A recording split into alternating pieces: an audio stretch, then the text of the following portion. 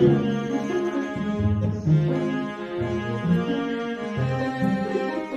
I figured out the problem and I restarted, so we are streaming, although it's still on the screen starting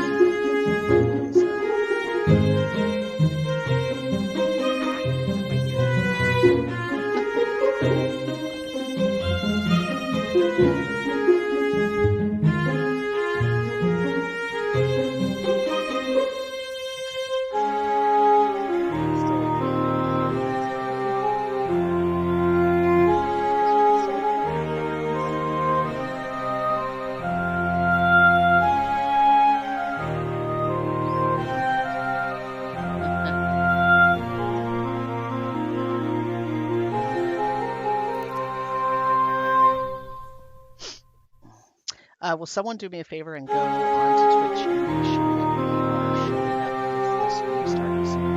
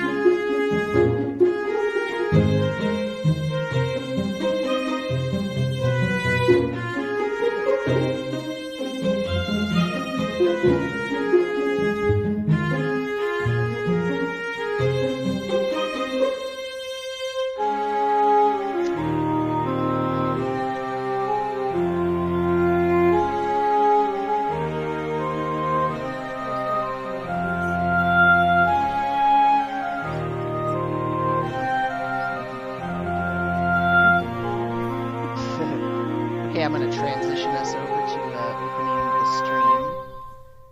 Okay. All right. Is somebody on the Twitch stream?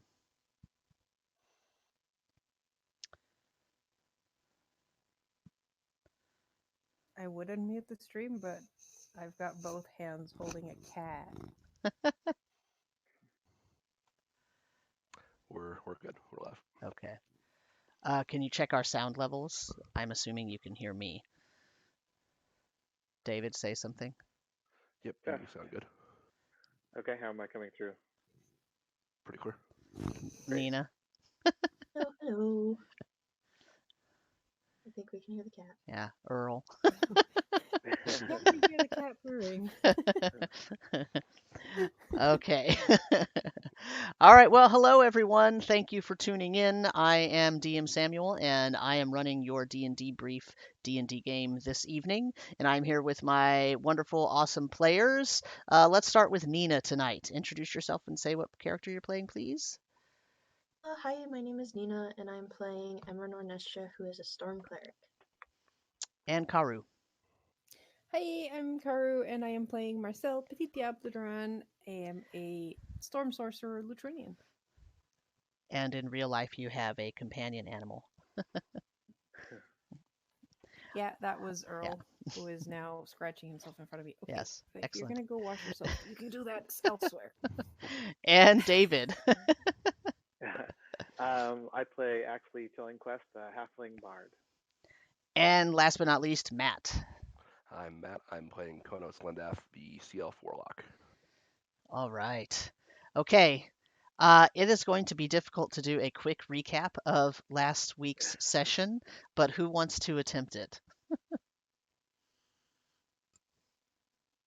The important part is that no duel happened. True. Not even with a dog. Someday I will, not even with a dog. Someday I will be forced to duel Sharkface. Someday I will run out of forever. Someday I will run out of ways to put it off. It might be today that is the day, but it remains to be seen, I guess. Yep, we did a lot of talking last session, and then prepping ourselves for battle, and then no battle happened. Yeah. What did happen? We went into the Temple of the Mud, and Khonnos was able to free the dog that was bound to the coral altar, and it got absorbed into his magical trident, and he recovered his connection to the trident and his patron. Mhm. He sucked it into his coral pokeball. Mm-hmm. Mhm. Yep. We also found like the after the dog disappeared, the coral altar revealed that it had a bunch of diamond in it, enough to revive someone who was dead. Oh, is that must have Yeah. happened off camera. I don't Wait, remember that. where is that? What happened? And there was a bowl with Accident. a bunch of jewels on it, worth maybe about 1,000 gold, and Uh-huh. nice Yeah. Right, cookbook. yes. Yeah. That's what happened. Right, yes. I remember all of that in some sort of weird fever dream. Um, yes, right. That's a Hey! nice try. We learned how the Book of Proofs works a bit. Basically, That Yeah. was if that you was write fun. if you write a question or a statement in it, it will essentially go to great lengths to prove or disprove whether the statement is true or not. Yeah, I had a shower thought about that. That's going to be real interesting for our today's session. I like that term. Okay, so we tested that out. Blaxley, uh, I guess, took it on himself to go. Well, I think we sort of tricked him into going to take a hike around the island for a while. We sort of sorted out our battle plans and whatnot. Hmm. Learned that ravens are 2 feet from tip to tail. Um, Emmeryn also got a lore dump from her mom about the white axiom, um, which is essentially a belief that knowing the truth of the sinking might destroy the Common Plateau or maybe reverse the sinking or something like that. Not really sure. And then Emmeryn also found out that Trastenfin was under attack by goblins and crabs. So a lot of people left on a ship and they were in a storm last we checked. So that all happened. I think that's most of what I have in my We notes. also discovered that while our maps seem to be correct in terms of where everything is, the distance has grown exponentially since the map was made. So instead of what was it, 4 miles, it is now like 24 miles per hex. Yeah. And that we now have a theory that everything is just drifting apart. And you wrote a statement in the Book of Proofs, and the statement was Laralac is responsible for the sinking. And what did the Book of Proofs tell you?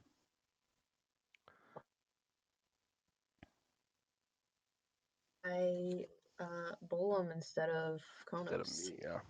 Yeah. That's right. Didn't we write a second one in the book? But wait, Yeah. what was the book's answer to that question? False. And it was false. Oh, And it did sign Bolum's name. Yeah. And then Marcel was all, well, I could have told you that was false.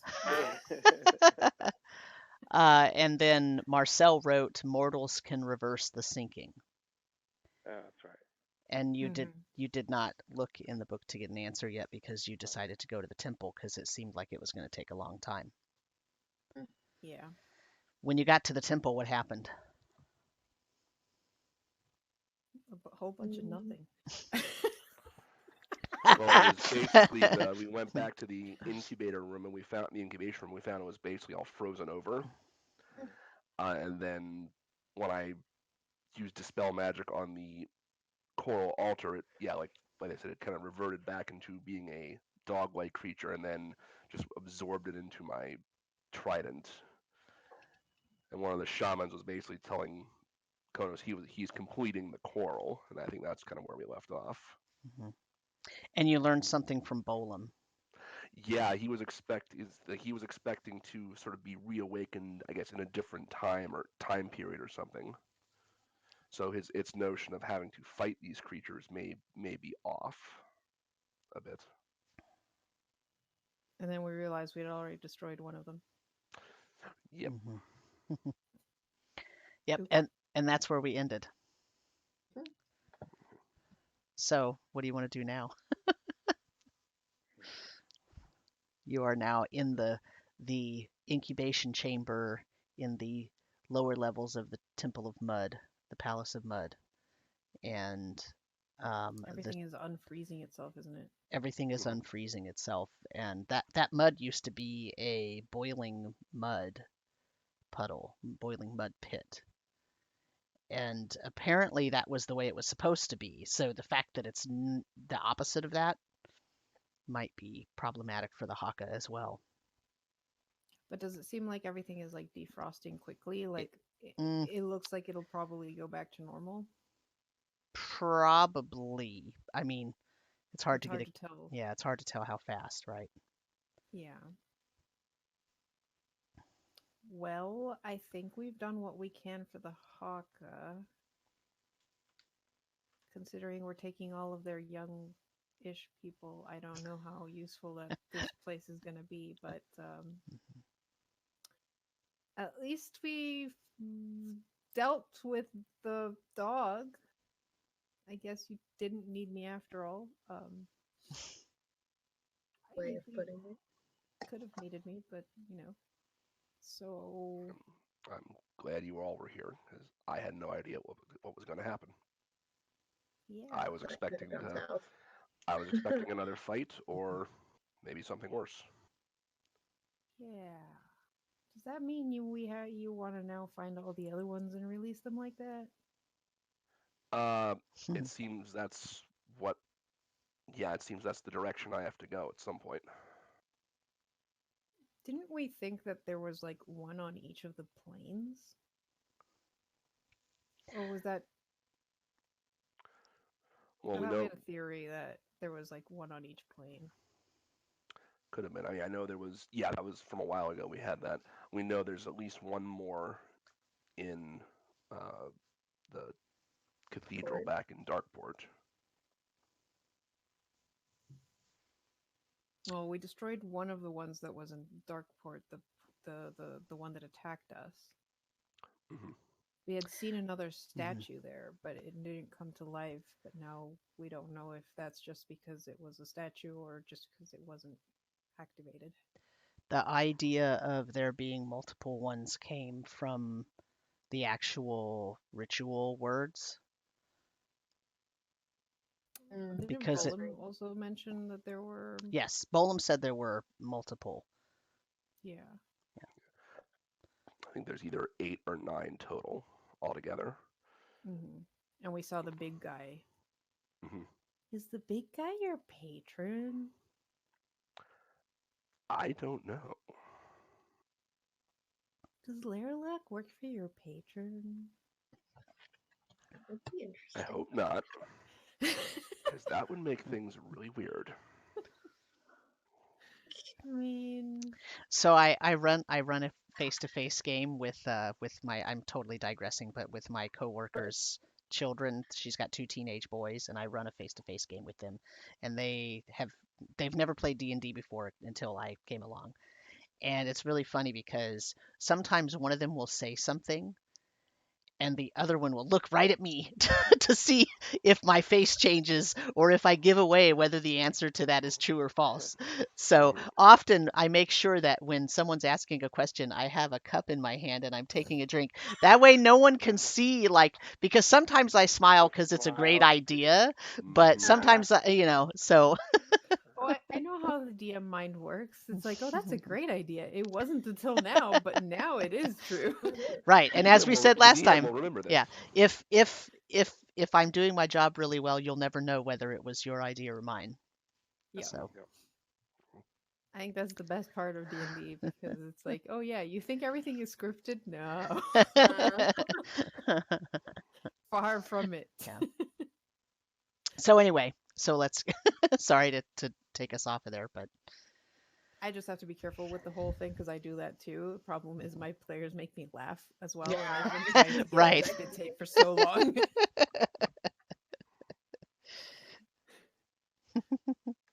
Okay, well, if we're done here, I suppose we can go back out to the beach. Oh, we brought the curiosity with us. Mhm. We did. That's right. Invisible but loud. Yeah. I think my business here is concluded. Yeah. Like we should do a checkup run on this in a couple of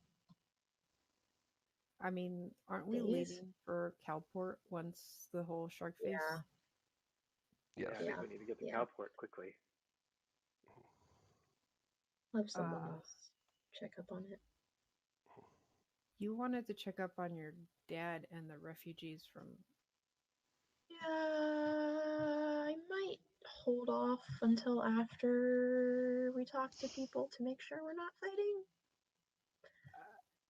Once you do, it might be interesting to ask some of the Haka to like spread out and try to find that ship. Maybe That's true. guide them to us so that we Right. can fleet it back to Calport. Yeah, that's probably smart. I mean, have we? Yeah, I was thinking, have we mapped out kind of where we've been taken to, or the direction we've come? Because if we have, you have sending, and so do I. So we could, one of us could contact somebody on that ship, say, basically sail in this direction for this many days, and you'll come to a safe island. I think one of the people pointed at the map to where we were. Mhm. So I think we have a general idea. It's relaying the information to someone who might not know where they are, because if their maps are outdated, And they were caught in a storm, so they Yeah. have no idea where they are. yeah.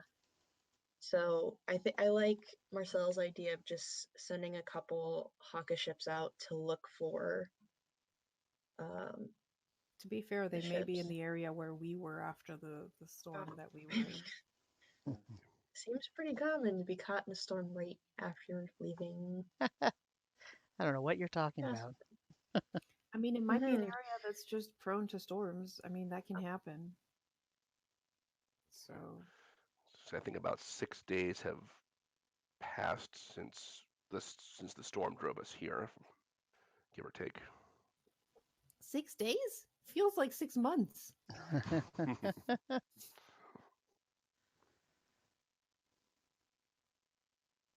Well, Do you want to contact them now, or do we wait? 6 days. But I mean, you don't know how long you were in Darkport, really. Yeah. Well, we do. Well, we do know that it was like 2 days in the Common Plateau that had passed while we were in Darkport because we asked the Hawk about it. Right. That's right. Though for us, it felt like 2 hours. Maybe we could do something like we could use that locator rod that points to whatever you want to find. Oh, If we use it at night and we get a bearing to some stars, then if you can communicate to them, they look for the same that's stars, and amazing.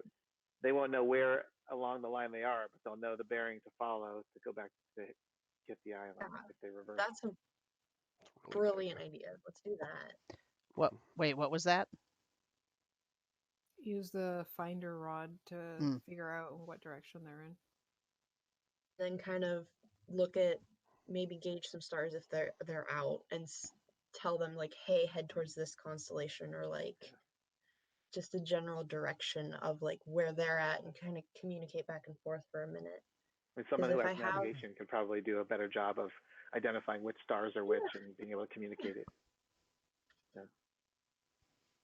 That's a great have a idea. couple of spell slots I can burn on sending if we need to relay a couple of messages, and I know Khonnos said he had one. So yeah, that's a good idea. But again, I think I'm gonna hold off just to save some spells in case we end up needing them. We I have probably no idea won't how this need is spells till tomorrow. tomorrow, but 'Cause the duel's gonna be tomorrow. negotiations can turn sour fast though, occasionally. Yeah. So Mhm. I mean, we are dealing with pirates. Well, I mean, the duel's not tomorrow. Tomorrow is when the seconds are getting together to hammer out No, what that's the today. terms are. Oh, I'm We sorry. said Yeah, you're right. today You're right. in the evening, and then tomorrow will be the duel. You're right. Sorry, I'm forgetting what day it is. Yeah, we already skipped a day. So today is the day we were gonna deal with the dog, and then in the evening we were gonna have the seconds lay out the rules for the duel. Okay. So we should be figuring out what we want to do for that and what stuff we want to try and get them to agree on. say we make our way back to the Curiosity and walk and talk. Yeah, yeah. Good idea.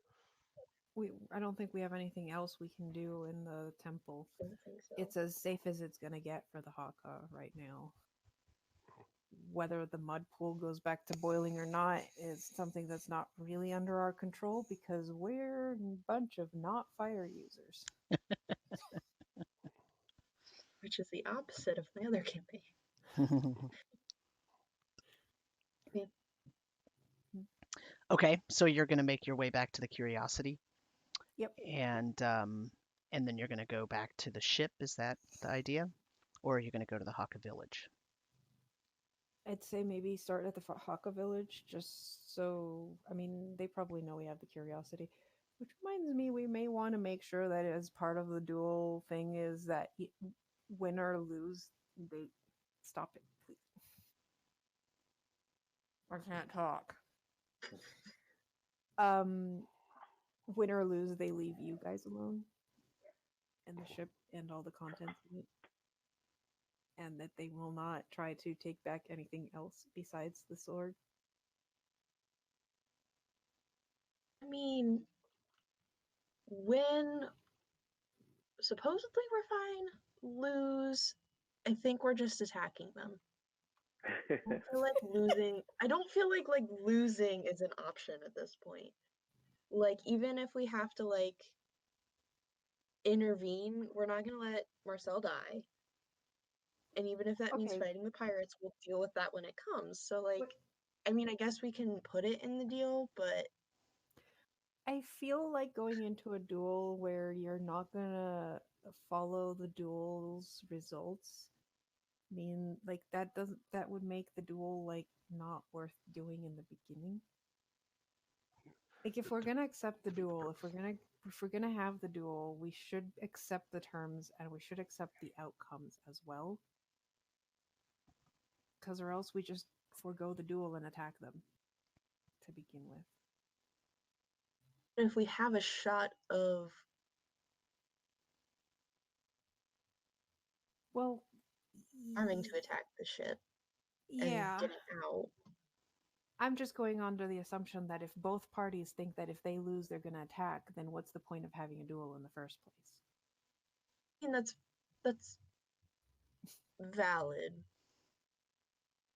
And They may also, have the exact same perspective. So if we win the duel, we may get attacked. yes, and we probably have to take that into consideration. Now we are working under the assumption that Sharkface is an honorable pirate and will not do that. And the problem is, and the reason we're trying to do the duel and not attack them outright is because they have a fleet. If you guys attack them, if I lose, you put the Haka and yourselves in danger of the rest of his fleet. What if we use the Book of Proofs to ask the question that if Sharkface loses the duel, will he attack us? We could. Do you really want to use the Book of Proofs for that? Good idea. Because apparently we each get one statement. We get one shot. I already made mine, so we have what? You two left. Ow. That was. You okay?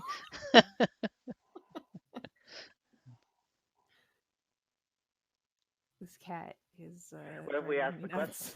Marcel's going to win the duel. If the answer is no, then we just attack. I mean, Because we have to make sure to word it as a statement, right? It's not a question. yeah. You're making Marcel a wins the statement. duel. Yeah, that's still easy to do. There's still so many variables that could go into that. I mean, who knows Mhm. how we manipulate that? Mm. Yeah. I guess we just make sure Marcel wins. It's fine. And the big thing is, and this is what I've thought about, is that okay, it has all this like mumbo jumbo of how it gets to the fact that the statement is false or true, correct? Mhm. Which means that in all that mumbo jumbo is the way that if something is true, how it becomes true. Mhm. Which means, for example, in my question, if it says that the mortals can undo the sinking, then it includes the way to undo the sinking. Mhm. If we can decipher it. Yeah. The trick there is deciphering it.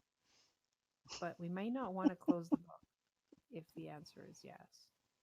Because the Right, book may because be telling you the instructions of how to do it. it erases everything it writes afterwards. Yeah. And that goes as well for like, yeah, if we put I win the duel tomorrow and it says true, then the book is outlining exactly what has to happen for that to be true. Problem is, I don't think any of us are very smart. I was gonna say, 'cause, uh, is Toddeus's person alive? I don't Person? remember. I don't Yeah, know. I would bet he would be able to decipher it, but I don't know if he's alive. I mean, Toddeus might be able to decipher it. Oh, wasn't it like some gnome? Didn't he work for some gnome or something? Yeah, Probably. I think so. Some kind of wizard. Yeah, roll a history check if you want to know about that. Gnome wizard Yeah, I remember the gnome Sharkface. wizard. I have it in my notes somewhere, I think. Okay, history. I get a plus. That's 15. 15 total. No, that's my roll. Oh. So history. I have a +2, Okay. and then I think I get a additional +2 for if it's like well-known history or something. Yes, it doesn't happen to be well known, but I Oh, will okay. give you the extra +2 since Toddeus talked to you Told about us. it anyway. Yeah. So Toddeus is a relatively famous gnome who um, was an inventor and also a master of arcane magic, and he actually founded one of the great magic academies in the distant ancient past, and that was called the Hovel Arcana. The Hovel Arcana. So that's supposedly Toddeus is that was over 700 years ago minimum. So supposedly Toddeus is more than 700 years old. And how long do gnomes live? A few hundred years. I'll check the So exact. seven's pushing it. Yeah, I Right. think Well, there's like 200 to 300 yeah. for gnomes.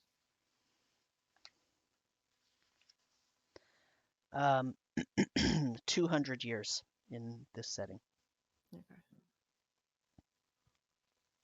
And the sinking So happened 50 years ago. right now there is also a note.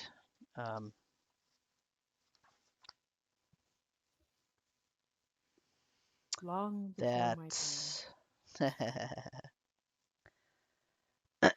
here's what it says in the setting guide. And so whatever's in the setting guide is common knowledge, so you would all sort of know this. It says the reported lifespan of a gnome in Ruberin is 200 years. Rumors abound that they actually live twice as long, though this is yet to be fully accepted because once a gnome hits the 200-year mark, they sequester themselves away from society and are not heard from again. As a result, it is extremely rare and almost unheard of for regular folk to see an old gnome.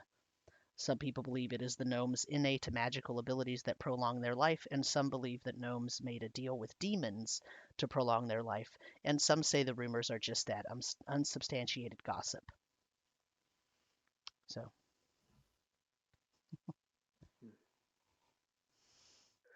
So he would have to use some kind of magic to still be alive. Which is possible, given Toddeus is a goat and he's able to talk and is 700 years old. and lives in a metal rod. And lives in a metal rod. And is eternally hungry.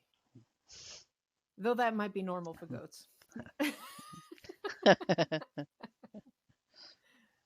But we could have Toddeus look at it and see what he thinks. Could.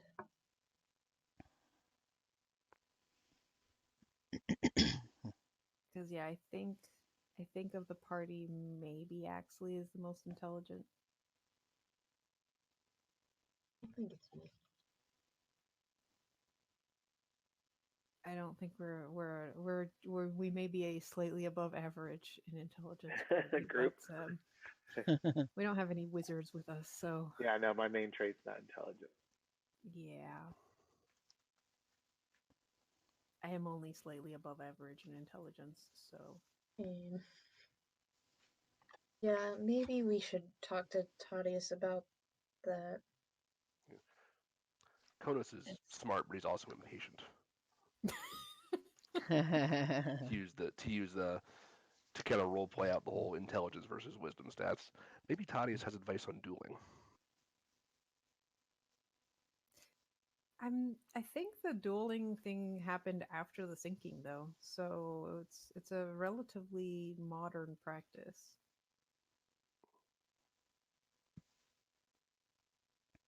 I'm not sure we have any more rations or food to offer him either. Sure, we could get something from the Haka. Yeah. Something better than a ration to entice him with. I think he might have some good advice.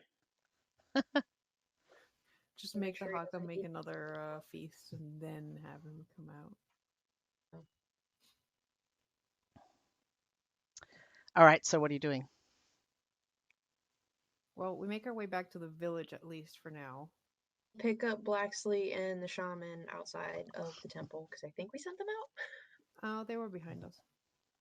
Okay. Because they were watching what was happening down in the incubation chamber.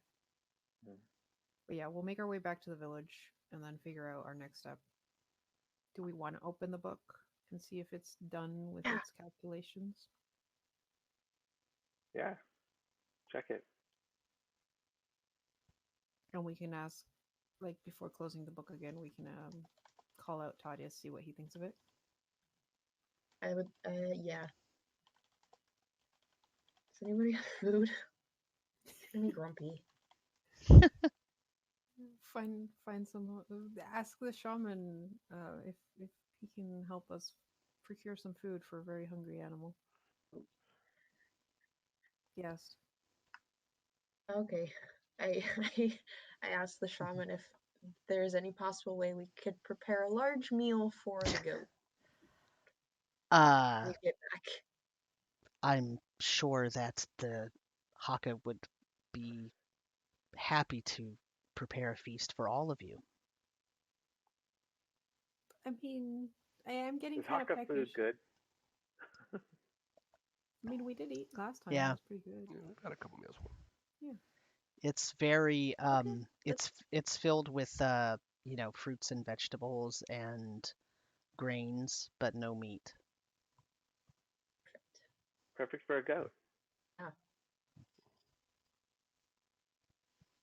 All right, so we'll wait till the feast is ready. I mean, it's about lunchtime, right? Yeah, pretty much. I mean, we could bribe the goat and be like, if you can't really give us an answer, you might not. I don't think that's necessary with Toddeus. He seems really helpful. But so also tormenting him is kind of fun. So where the book is on the ship, though, right?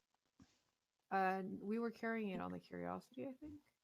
I think we had it on the Curiosity. Oh, did you? Okay. Because we wrote on the way here. Oh, so then so you can actually see the answer then to the last question that you asked,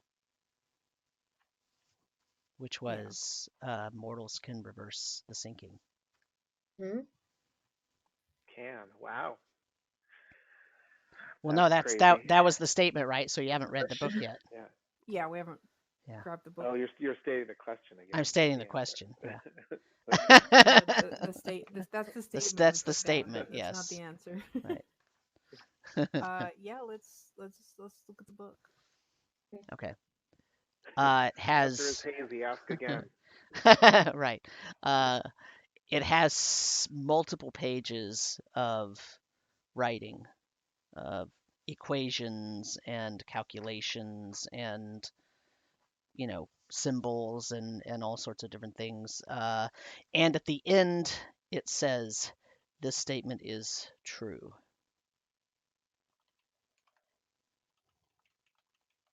Mm. What's the name that it's signed as? That's signed in.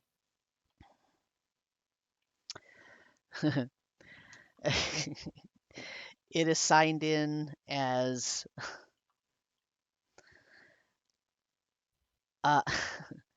Florimond Magnier Lathier.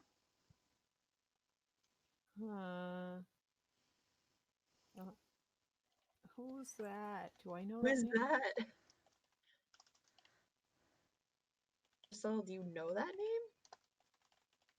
Do I? Do I know that name? Any of us know the name? Marcel knows who that is. Is that the name of my captain? No, it Okay. is the name of the last clan leader, royal family of all the Lutrinians. So before they stopped worrying about like royalty, that was the last one? Yep.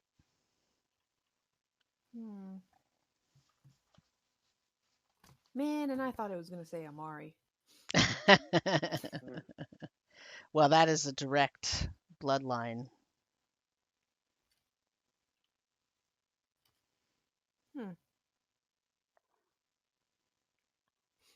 Well, that kind of sort of confirms what we already knew about the sword. It's weird though that this book just randomly decides to put some other name instead of your name. Like, sure, this dude is the last royalty known to the Lutrinians, but apparently I'm now one of them, so why isn't it showing my name instead? Could it And be why? that maybe you're a descendant of that lineage, and therefore you have the name of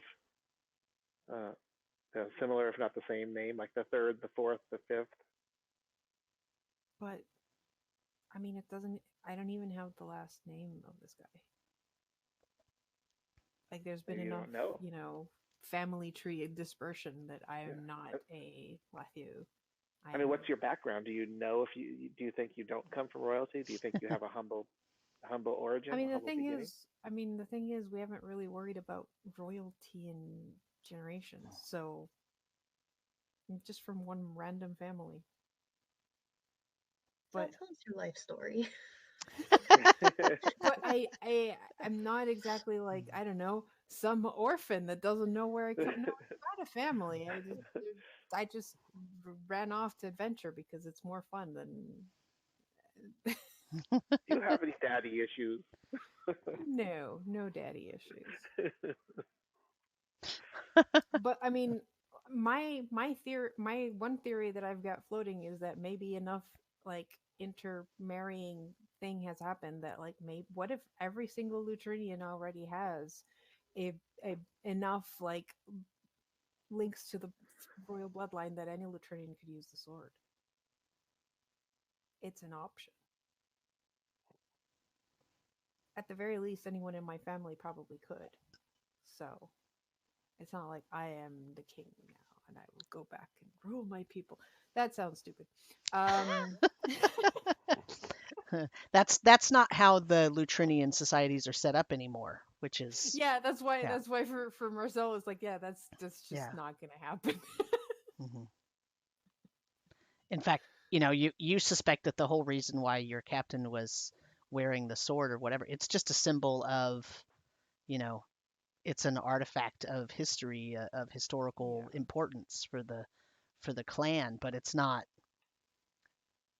as Not far as necessarily. you know. Yeah, it's not Yeah. doesn't mean anything. I never saw the sword dance in his hand, so it's also Mm-hmm. possible that either he wasn't using the magic of the sword or he couldn't and was just using it as this is a pretty sword that has been passed down through family or whatever, because it's still a important Latrinian sword, even if you can't use the magic. It's still a thing of status. Yeah, he might not have known anything about it. Well, we've got our answer as far as our question. Yeah. Do we want Toddeus to take a look at this now, or? Can we try making heads or tails of like the content of the pages and pages of stuff? Like, how much would that take? The rest of the evening or like days? Um, As I recall, it was like super cryptic. It was like learning algebra, like equations. Yeah.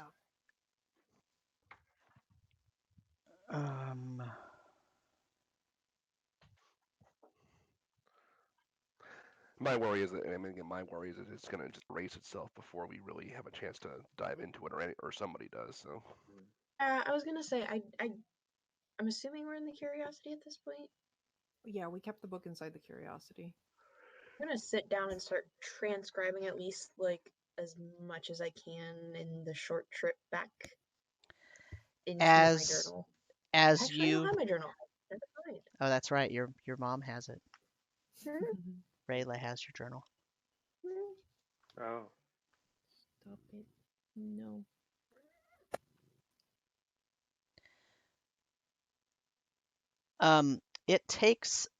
It's probably going to take about at least an hour per page,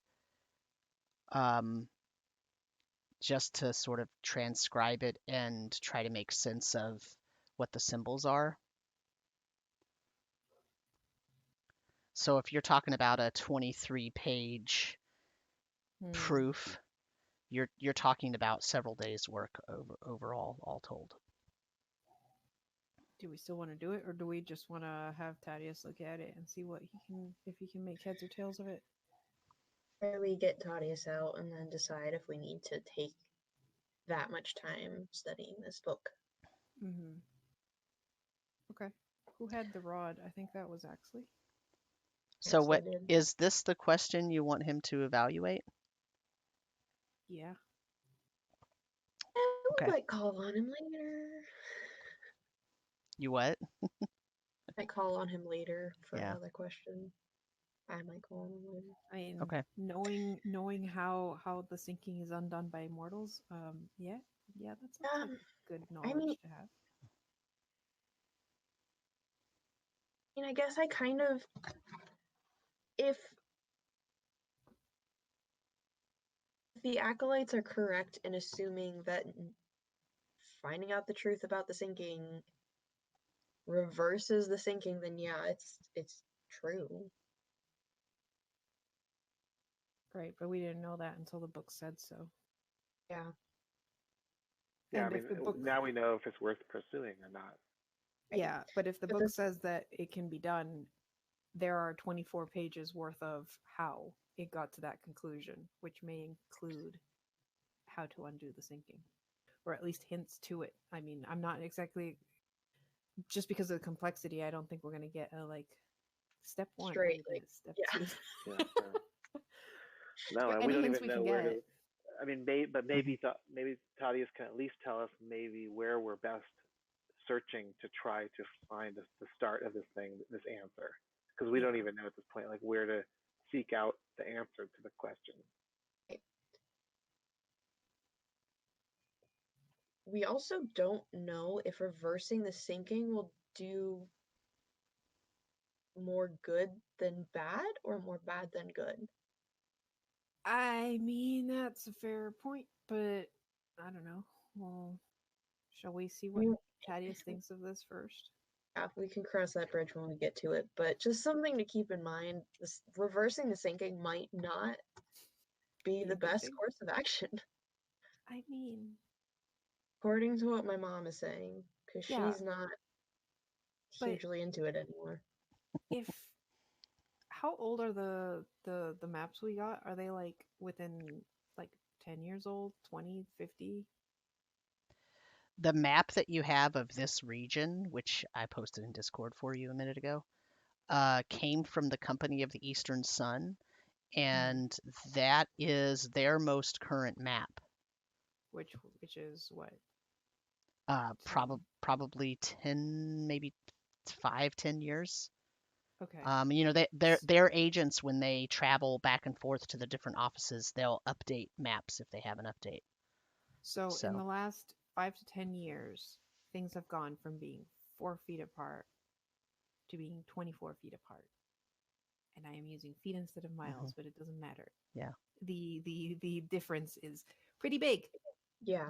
Give it another 5 years and what? It's going to be, is this exponential? Is it multiplicative? Is it Well, and what's one thing you know about this world? Maybe you don't, haven't thought about it. Let me point it out to you. There's a lot of water. Yes, I think you know that part. That's an awful lot of Oh no, it has edges. It's going to run into each other. The islands are getting pushed towards the edges. Is that what It's you're saying? flat. It's flat and has barriers. edges. Yeah. So if the, say, Calport gets pushed into the edge, then... Boy, that's just right. Oh no. That's a problem. So maybe undoing the sinking is a good thing. Yes. Looking like a better option now. Isn't one of them just like a acid or something like that? No. Yeah. So there are four barriers. One of them is called the Acid Veil. One of them is called the Cliffs. One of them is called the Doldrums, and one of them is called Worldfall, which is a giant waterfall. Yeah. Where everybody on the island goes, whoa! Yes. Yeah, so if everything is getting shoved from the center of this plateau to the edges, then everyone's fucked. Yeah. To put it mildly. Yep. Yeah, to put it mildly. I have another idea. What if the area that we hit a bunch of storms is always a storm, and that's where the center is?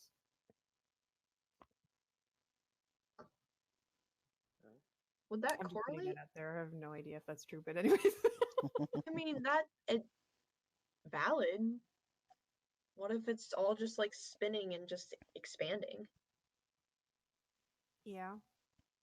Didn't we know that there was like areas where like, yeah, you basically get pulled into and you're fucked?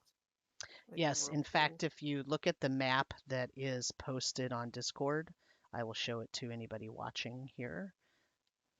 This is the region. The gray areas on that map are the unknown areas where they have not been mapped recently. The if you look down in the sort of lower third portion and you see there's a dark blue spot with two sort of symbols, that's a set of double waterfall or double whirlpools that are spinning around each other that suck in anything that goes near them. That's so cool. That's what the Haka told you. That is south of where you are right now. Yeah, we're on the islands just north of it, aren't we? Yeah, somewhere around there. Not necessarily that particular set of islands, but basically, yes. I think, didn't we kind of figure out that the way that the sinking happened was, or we surmise it's because those ladders or gates were opened up from the water plateau, the blue plateau, and it flooded this area. So maybe it means under those whirlpools there are gates that are open that are actually draining it to somewhere else. Then it would be shrinking. I was gonna say, because then it would be pulling it in. It doesn't make sense for the whirlpools to be sucking in everything unless they're pulling, like releasing it elsewhere. But the only way to know of that is like letting it pull you in. And honestly, I'd rather dual Sharkface. Wow, I found something that Karu wants to do less than dual Sharkface. I mean, that said, if you wanted to survive something like that, we definitely have the means to do so. And I just like look around us because I assume we're still inside the Curiosity. If anything's going to survive a whirlpool, it's going to be the Curiosity. Yeah. I don't think that's necessarily a great idea, though. Yeah, one step at a time. Let's get Toddeus out and talk to him and see what's up. Yeah. I'm gonna climb onto the roof. It's getting crowded in there. Are you bringing him outside or in the curiosity itself? I'm gonna keep the book open and kind of climb out, hand the book to Marcel, and Okay. So we'll bring the book out to just beside the So you're all curiosity. touching the book now? Good God, we have not touched the book. All of us? What? Yeah. Oh, we haven't. You haven't touched the book so far. Nobody has touched the book. Yeah. You've used Mage Hand every Mage time Hand. that you've touched it. How heavy is the book? Can Mage Hand just carry it? Right. It might close though. It would close. Let's just most of us get out of the curiosity so there's space for Toddeus to the side. That's fine. I'll step out. Toddeus can climb out afterwards if he wants his meal. He'll probably smell it by then. Okay, who's gonna call him? Because it has a hatch. You can just leave the hatch open and we can be on top. We can set up the feast around the curiosity right outside, just a buffet line. Luau. All right, actually, bring Toddeus out. Okay. Do we want him to eat first, or do we want to ask the questions first? Do we Ask what? Questions first. Questions first. So we want him to see the food. So we should do it like right outside the curiosity where the food is in view. Well, no, we just summon him inside the curiosity, let him see the book we need help with, and then, like, if he mentions food, we go, like, yeah, we're preparing food. It'll be ready right as soon as you're done with the book. Yeah, when we're done with that, dinner will be ready. Or lunch will be ready. Okay. Yep. All right. Sounds good. All right. When we're ready, I'll pop the cork. Okay. All right. So Toddeus flies out of the end of the rod and does not hit the wall of the curiosity because he learned his lesson last time. That's good. And looks around and says, "Wow, that was quite fast compared to last time. Have you refilled the pantry with food?" We missed you. Oh, I missed you too, Sir Axley. That's so nice to hear. We have food for you, but we need help first. The food is like being prepared, so it's not ready yet. But once we're finished with this, we can go eat. Can't wait to see it. What a feast it will be. Yep. Oh, his eyebrow kind of goes up.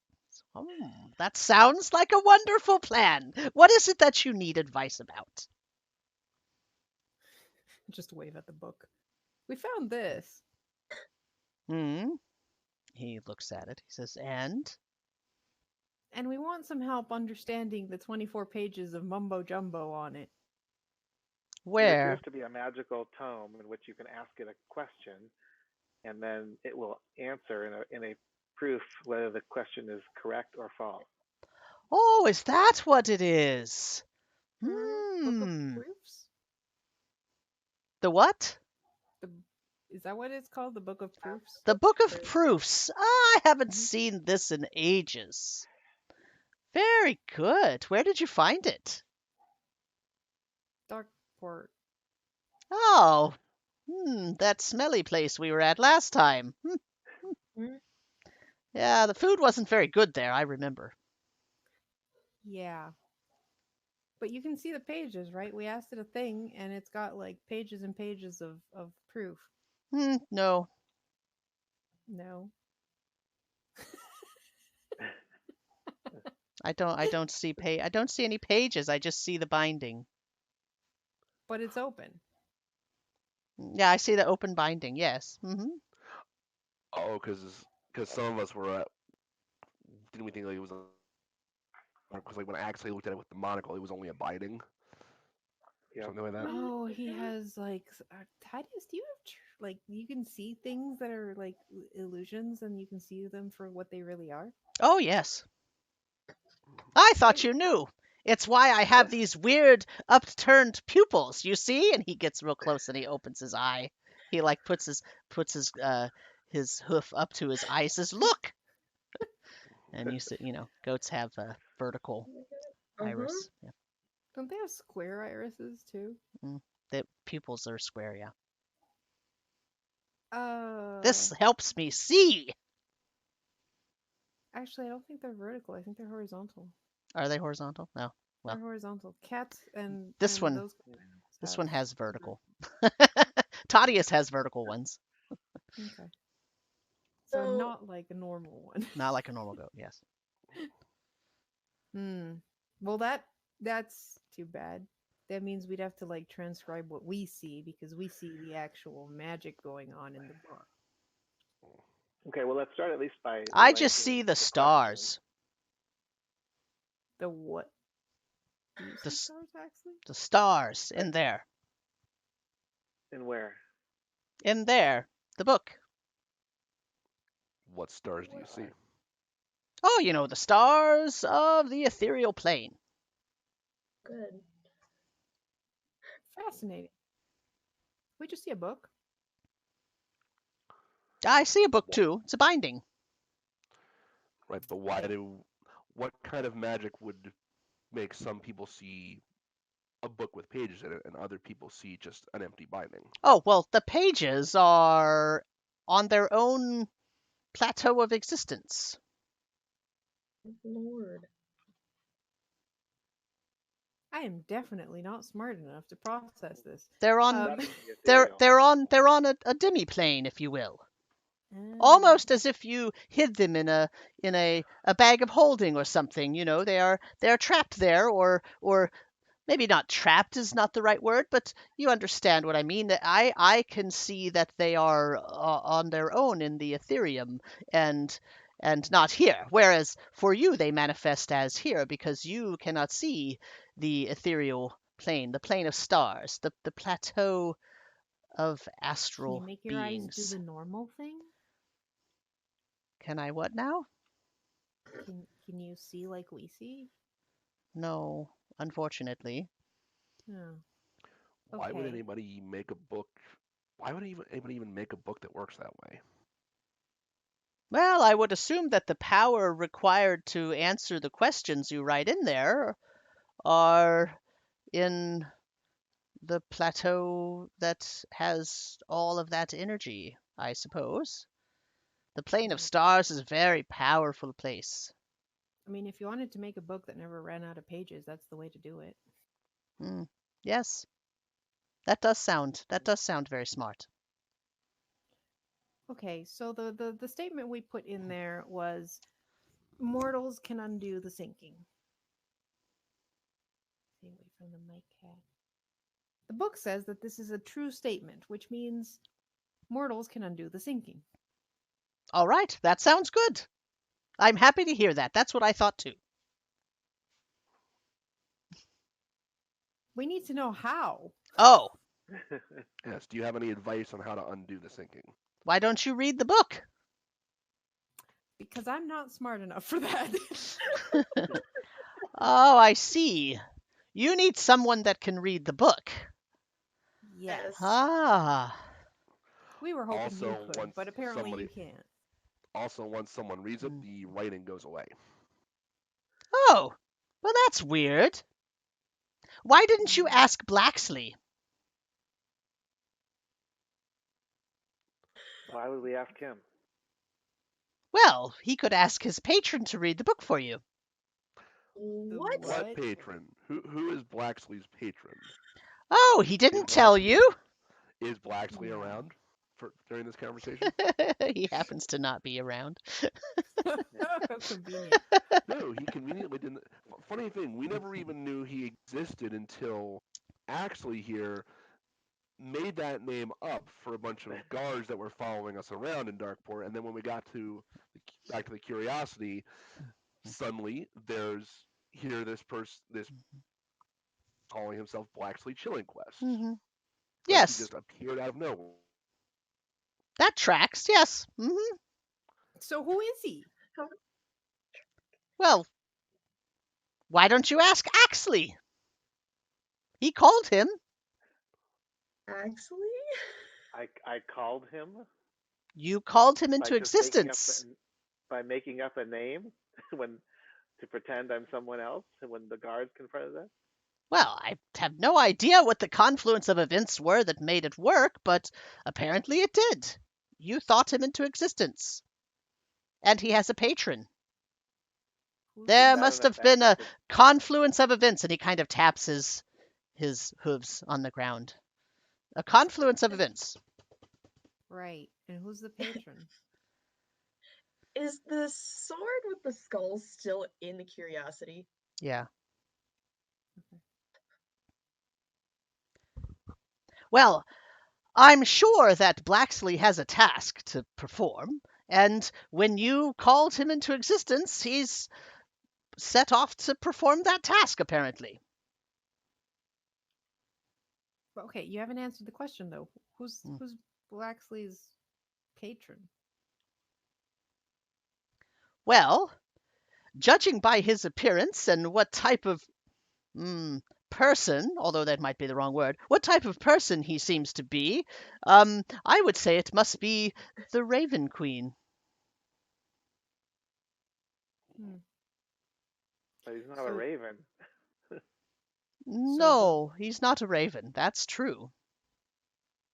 No, that's the raven. That is also true.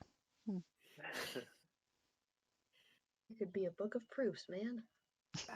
So Blaxley was sent by maybe the Raven Queen using Axley's little turn of the word to create him? Something like that, yes.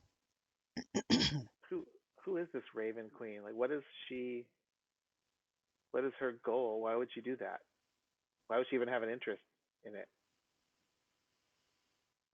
Well, that is something that I probably cannot answer. I mean, we kind of know the Raven Queen's involved because Laralak's lair was like in her cathedral. So is she an ally of Laralak? I don't. That's my concern. I don't think so, because don't we know that the Raven Queen is against undead and Laralak has been like raising undead creatures? That's true. So if anything, she might have an interest in stopping him and getting him the fuck out of her temple. Out of her world, yeah. Oh. So I guess that begs the question, why is he there in the first place? Maybe hide where they'll never power. look. I mean, hide where they'll never look. That was Toddeus saying that. Seemed pretty helpful. I mean, and her temple seemed like a pretty benevolent place. Of course. And if you take care of your wonderful temple, then you would expect no one that is evil is going to fit in there and stay around and not be found out. It's the perfect hiding place for your Laralakahu or whatever his name is. And to be fair, the Raven didn't look too happy when they saw the blue goblins.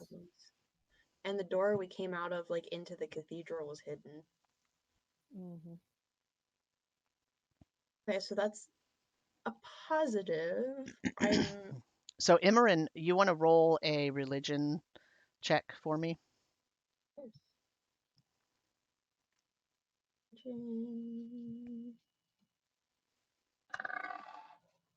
an 11. It's not too bad. You know just from your own religious studies that the Raven Queen is not usually thought of as a true deity by people who worship goddesses like Goros and Fallow and people like that. But and you know that the Raven Queen is not evil, but there are rumors that even though she does not like undead, and that's not her goal to create undead creatures and to bring people back to a lesser form of living, like her goal is to usher the souls of the living to their proper resting place. And the thing is, though, sometimes when there's a task that needs to be done, she will create a revenant to rise and complete that task.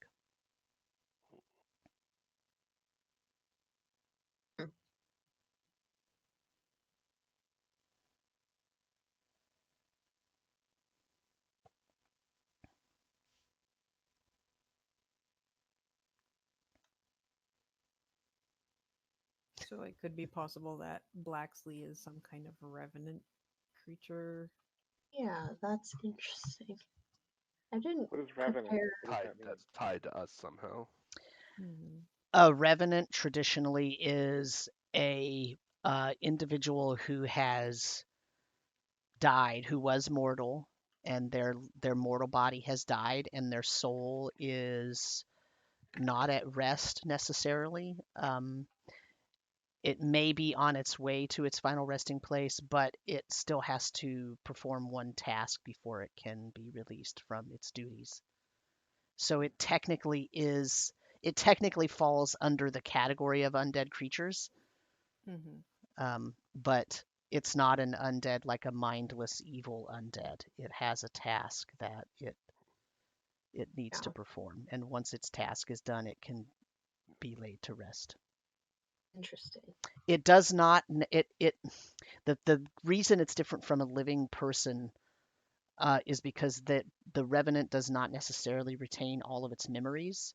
It retains a portion of whatever their memories were in life, and they sort of are once they figure out what their task is, they will go to complete their task, and they become single-minded in completing the task.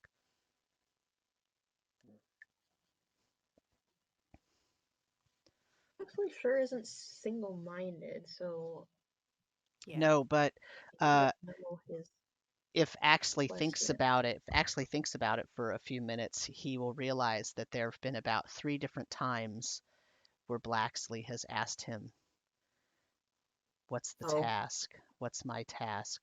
What's the goal? What's the task?" A phraseology and similar to that, and no one ever answered him. And there's one thing that Blaxley has been really wanting Axley to do as well. Grab the sword. Yeah. So he probably doesn't know what his task is if he's a revenant. So how are we supposed to know? I mean, I can see 2 options there. You can give him a task and see if he takes to it. Which that would be to help reverse the thinking, right? Maybe. But or he has a task, he just hasn't found it yet. And when he does, then super sidetracked.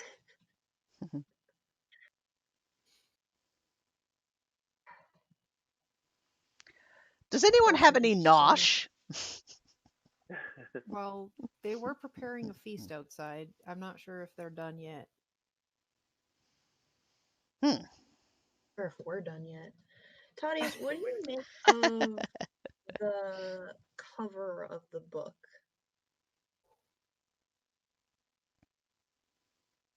What do you mean? What do I make of it? Like, it's not a normal book cover. It looks like human skin. I wouldn't expect a book of this magnitude with this much knowledge to be a normal book. I don't remember it being like that, though, when it was created, so I'm not sure what happened to it in the in-between. Is there a reason somebody would bind up a book like that, or are they just really creepy decorating style?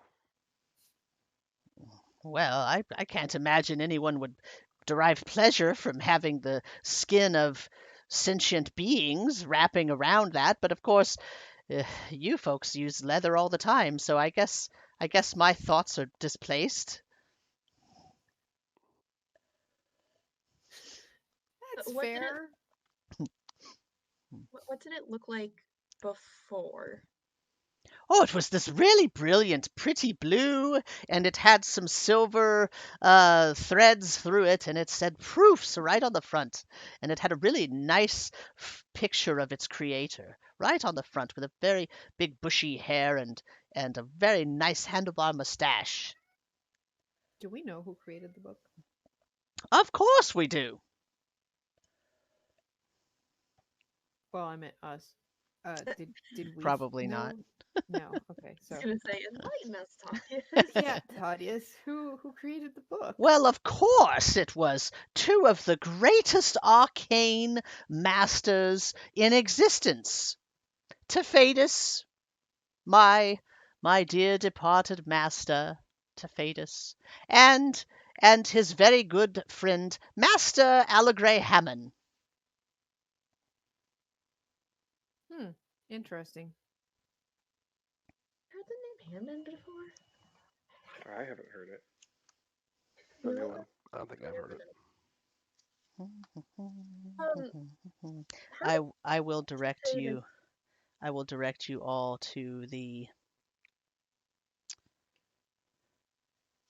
faction section of the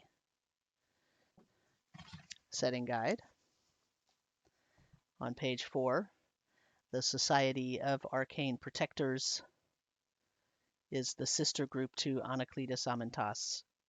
It is a society responsible for protecting gates and ladders and arcane knowledge on the Common Plateau only. It was founded by Master Azenahnah, headmaster of the Seminary of St. Abrar, a well-respected and elite arcane school. And someone who may still be alive. I was gonna say, Toddeus, how did Toddeus die? No, he passed away? Well, I don't know. You're just assuming because of the amount of time that's passed. Well, he went off. You know, that's what gnomes do. They go off. Their hair turns odd colors and their noses grow really large and then they leave. It's very weird. I mean, my nose grew really large and my hair is very fluffy, but I don't go anywhere. I feel like Toddeus made a really bad deal with the devil and is now in charge of all of what's happening. I feel like he's a big bad. Are you accusing my former master of being the creator of such horrors as this? I can't believe it.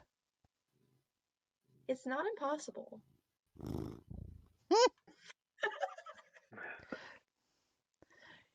You've never liked me. You've never liked me since the very first time that Sir Axley took me out of the rod. I think you're just trying to make fun of me, and I shall leave now.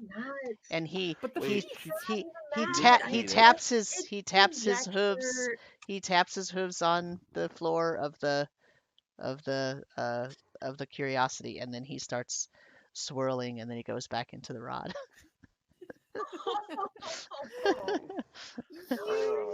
Upset.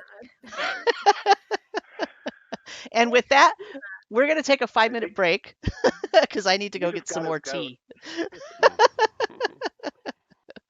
So I'm going to throw us over to the break screen. Let's take a 5-minute.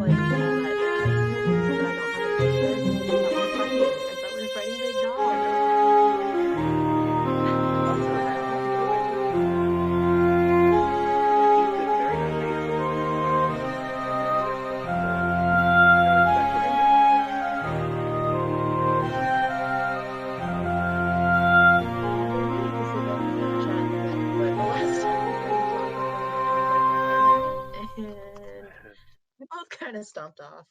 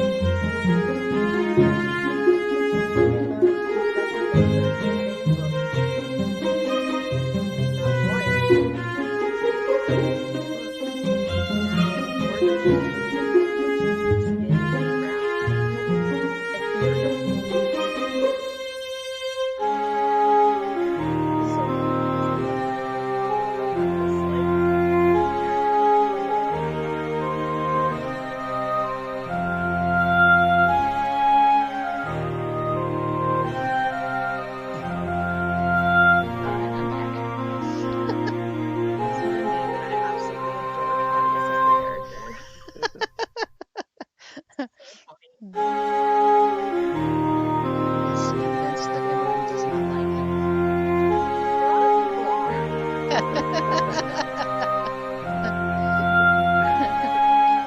Touche. How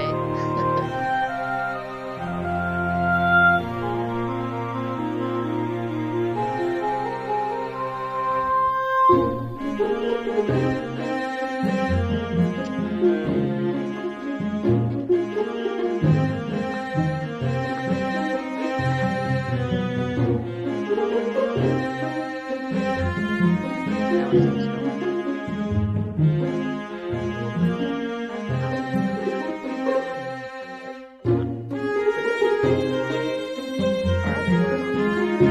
I was gonna say, are they all online? I like my so much, Yeah, we gave all our students an extra week of spring break. Not really for them, but because this way the professors get a chance to catch up and try to take things online. It's not optimal by any stretch of the imagination. It's really. I mean, I'm quite sure that many of my students are going to falter. They are definitely not going to learn material as well. They're definitely not going to have as good an experience, and that's really sad. Because I think some of them could have succeeded very, very well. But I mean, there's really, it's not like there's options. The experience portion is my concern personally, because a lot of the classes are like a client therapist,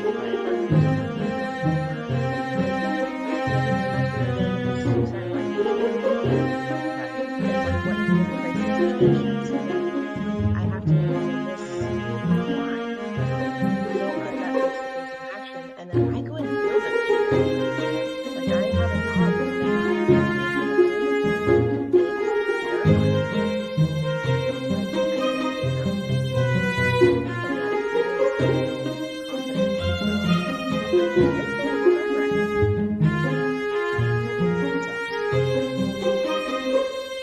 I mean,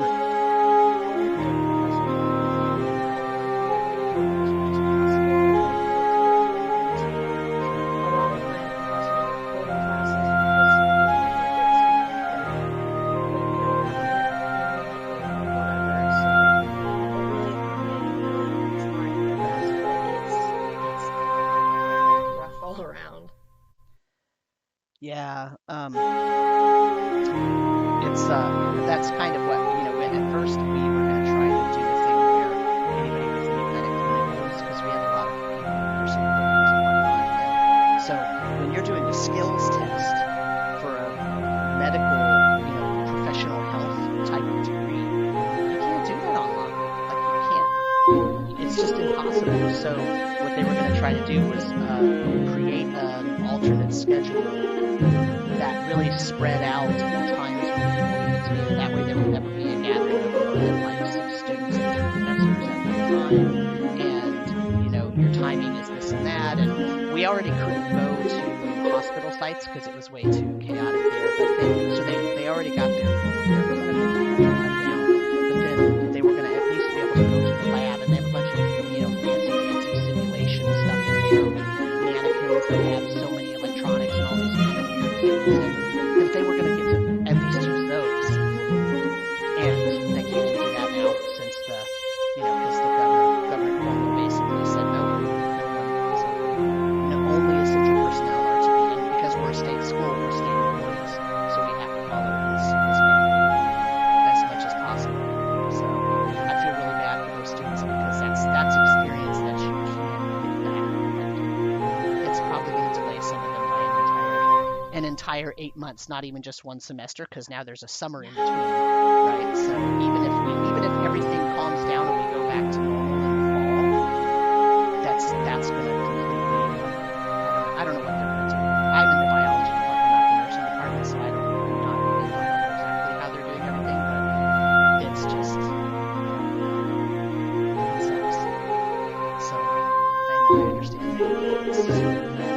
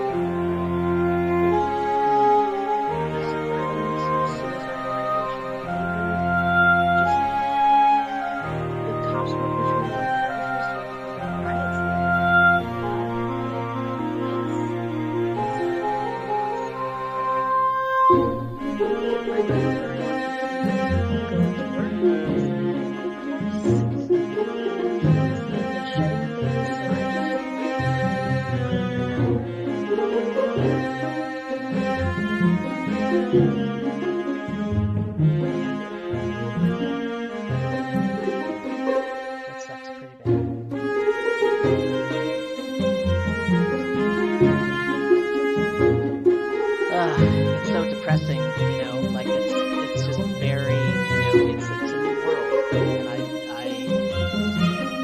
don't think, how do I say this? Because I want to say I hope, but I don't think that we're going to go back to normal after this.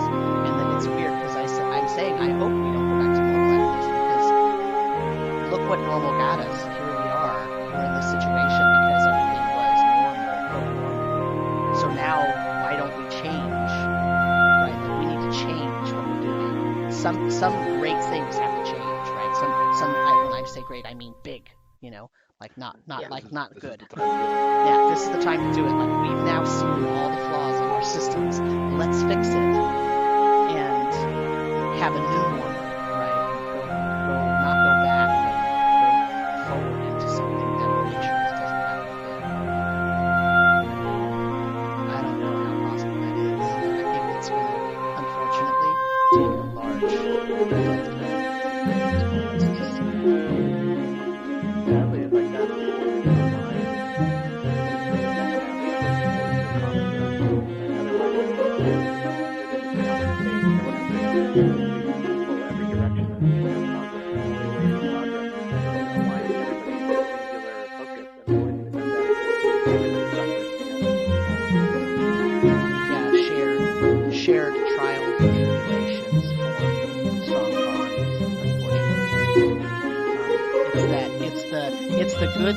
part of Misery Loves Company, right? Like it's the bonds that are forged that become really strong and really supportive and really good for people in a lot of ways. But you're all miserable. You have to be miserable to get there. So it's not, I was just talking to my wife this morning that I'm just really thankful that we actually are people that like each other. I mean, that sounds so stupid to say that, right? But like we actually enjoy each other's company, and we're also not like super clingy. So if I'm in my room, she's and if I'm in my office, she's in her office, right? Like I call it my room, then like she's not like always checking in. What are you doing? What are you doing? What are you doing? And I'm the same for her. I'm not checking in, right? She normally works from home anyway. So like I'm working during the day, she's working during the day, and then we just sort of go about our lives, and we don't have huge conflict because we actually enjoy each other's presence. But I know a lot of people, it's going to drive them crazy.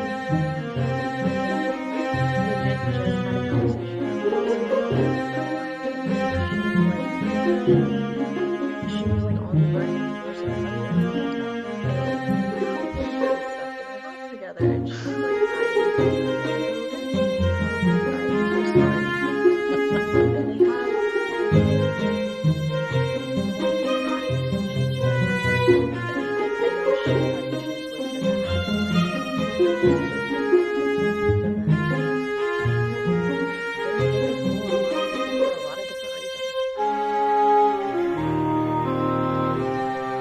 job security for you, maybe.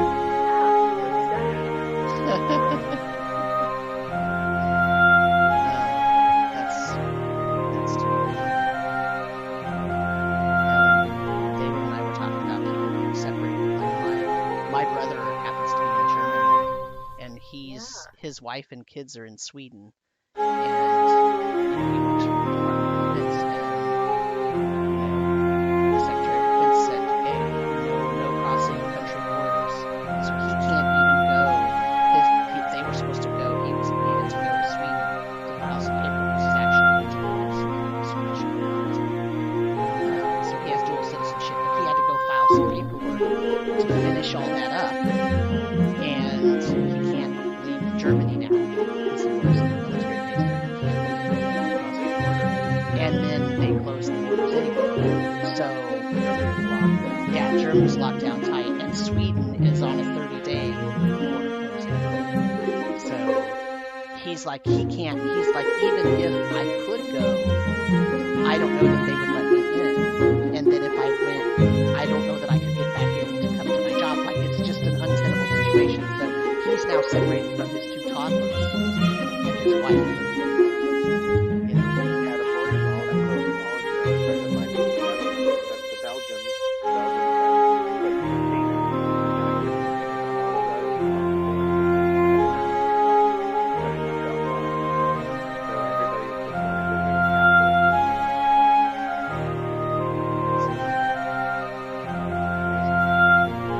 I mean, but not crazy. Like crazy times is what I mean. Not like, I mean, like, this is what people have to do. Look at what happened in Italy.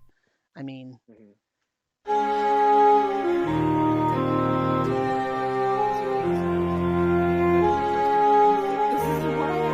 yeah, right. Exactly.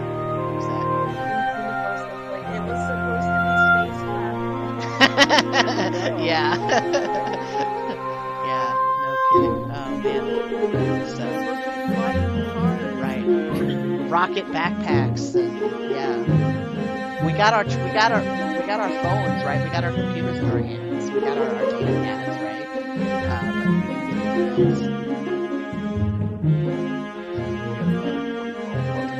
anything else. Yeah, exactly.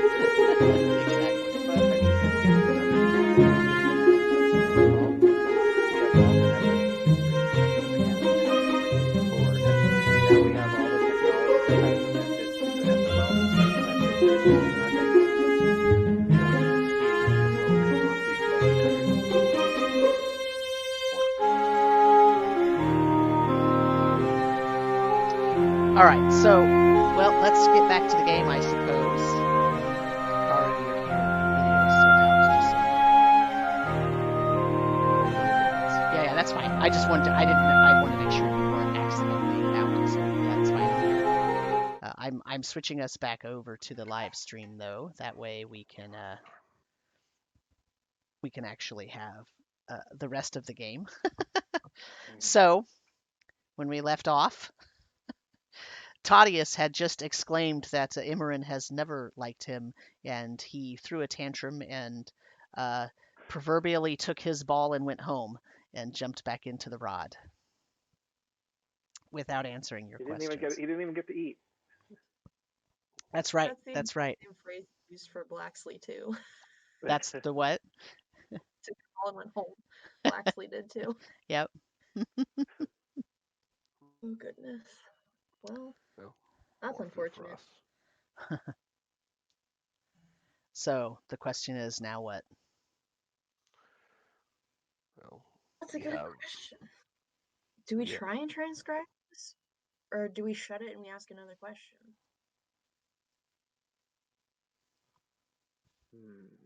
Well, we could try to isolate or get at least maybe find out where we should go. Like, what if we ask the question, what we need to find out about stopping the sinking is in Calport or something like that, right? And then maybe try to find out where we should go.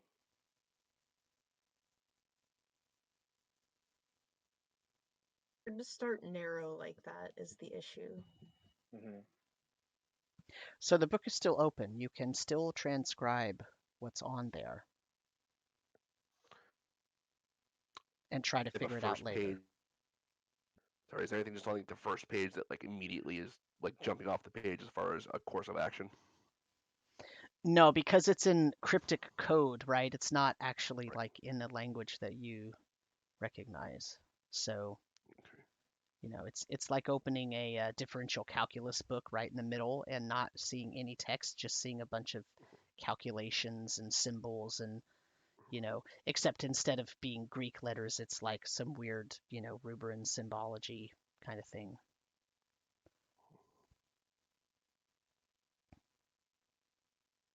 You're muted.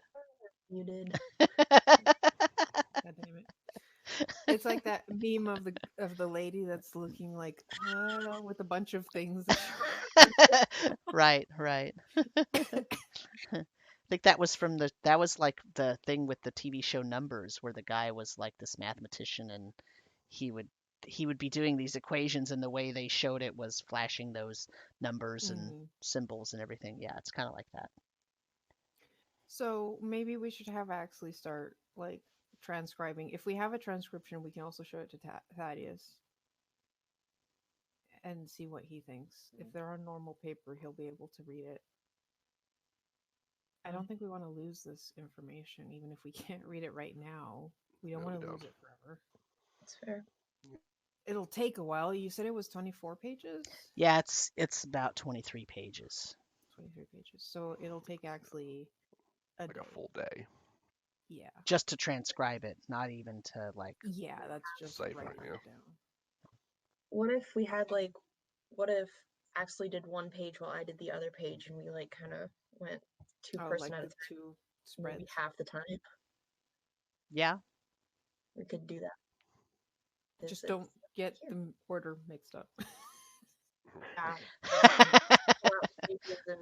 1, 2, 3, 4. Yeah. We'll just put it at the top. Yeah, that would lower the amount of time needed. Yeah, let's do that.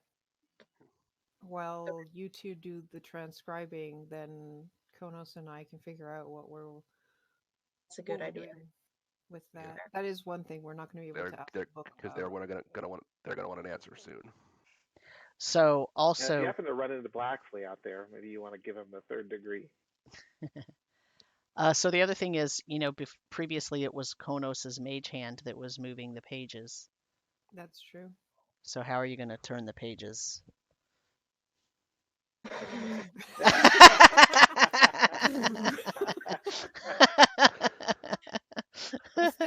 Anybody know Unseen Servant? No, I do afraid to actually touch this thing, but I'm also so curious. Might be helpful, it might be hurtful. It might. I mean, you could try using Prestidigitation wouldn't do it, would it? No. I don't even have It might prestidigitation. I have create a thaumaturgy. gust of wind. Yeah, but a gust of wind But is then about what page would we end up on? Yeah, if it accidentally does too many pages, then you're. It's gone. Yeah. But I would never do that as your DM. I would never make something like that happen. Oh, the dice would. I mean, you could try just like using a piece of cloak or whatever to like glove it and Slide slide piece a. of paper in between and flip the pages that way. But you could just like use a stick to like move, maybe a couple sticks to move the page. Yeah. So I'll assume that the two of you are sort of taking your. So first, who has parchment to write things on? I have some. Okay. Okay, we'll do that. 24 pages worth? We can also ask the Haka if they have something we can write on. Yeah. They might not have parchment, but Okay. they might have parchment-like items. I mean, you could go back to the ship too, and I'm sure there's parchment and whatnot there. So, okay, so I'll assume that the two of you are trying your hardest not to touch the book while you're turning the pages, and you're only going to turn one page at a time, and you're each going to transcribe one of the pages on any 2-page spread. That's what you're going to do. Are you going to start now, or are you going to eat, or what are you going to do? What's the plan? Okay. Just bring some food. Can I have the thing back? Can I have Toddeus back? Feel bad. You feel bad? Why? I mean, it wasn't meant as a. I was just throwing out ideas, and like it just came out poorly. Apology feast seems appropriate. So we leave the book inside the curiosity. We'll get something to eat, possibly summon Toddeus so he can enjoy his feast. Because or else, who knows how hungry he's going to be next time he comes out. Yeah. He's going to be straight up mad. I don't want to leave this unattended, especially if we don't want someone to close the book or something. So I'll stay here. Just bring me food. I could summon a water elemental to protect the book. If you wanted to. That's okay, I'll stay. Okay. Ethereal pages? So that wouldn't... Alright, so Axley stays protecting the book. We go get food and bring food back to Axley. Okay. And bring enough back for Toddeus too, so that we can coax him out. All right, we'll bring all the food back. Where are you going with the feast? Why don't you just bring him outside of the curiosity? Yeah, that's yeah. Just give us the rod and we'll go ahead. Yeah, we'll take the rod with us and go to where the feast is and summon him there. Yeah. Shake the rod and go, "Hey, Toddeus, food!" Hopefully he smells it from inside. Just put the rod in front of the food. It's like, can you smell it? Yeah. Like the old cartoons, he'll come out floating through the air with his going in his nose. No, he won't come out unless you say the right phrase. Yeah, that's true. I need advice, Toddeus. I hurt your feelings and I don't know what to do. So he jumps out of the rod. And he turns and he looks and he sees that Emmeryn is holding the rod. And he goes, and he turns so that his back and butt are facing Emmeryn. And that makes him like look right at where the whole feast is. Right. And he goes, "Oh!" And he walks over. Enjoy yourself. Okay. And he starts eating copious amounts of whatever's on the table. I Leave just him slide to up, it. grab some food for myself, and go. It was Emmeryn's idea to let you out again because you were gonna be hungry. Yep. She very thoughtfully for all this food to be here. He They're starts. hyping way too much. He's chewing and and he turns to one of the Haka and he starts talking to the Haka in Haka language. Of course, he knows Haka. He knows. Why would you? Nothing surprises me anymore.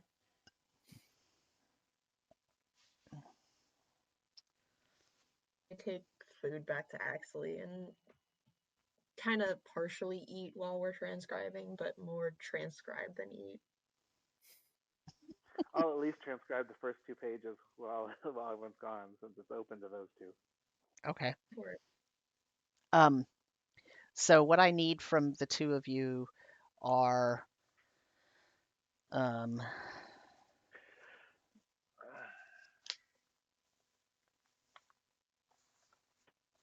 Pretty sure no one in the party has calligraphy tool proficiency.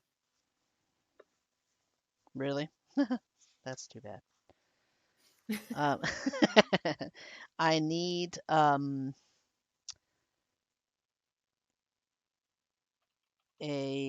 intelligence check. Let me see here. Let me look up something real quick.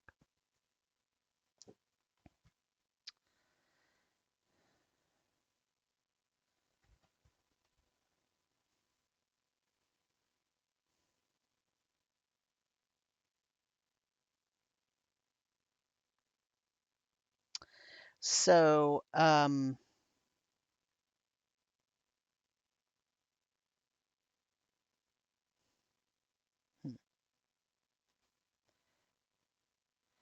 let's have a DC 15 intelligence history. Before we start, can I play a little tune on my flute and give us a bardic inspiration?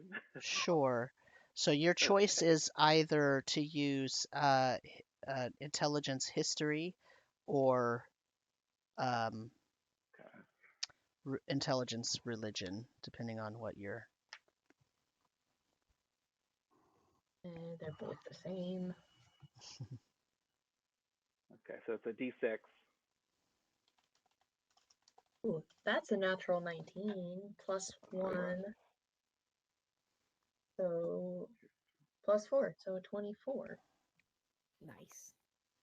Okay. And what did Okay, so you Axley said get? history or religion is the 2? Right. But with intelligence. Well, they're all Oh, right. so what do you They're mean both with intelligence. The modifier, you mean? Yeah. Yep. I keep thinking religion is wisdom, but no, I it's know. intelligence.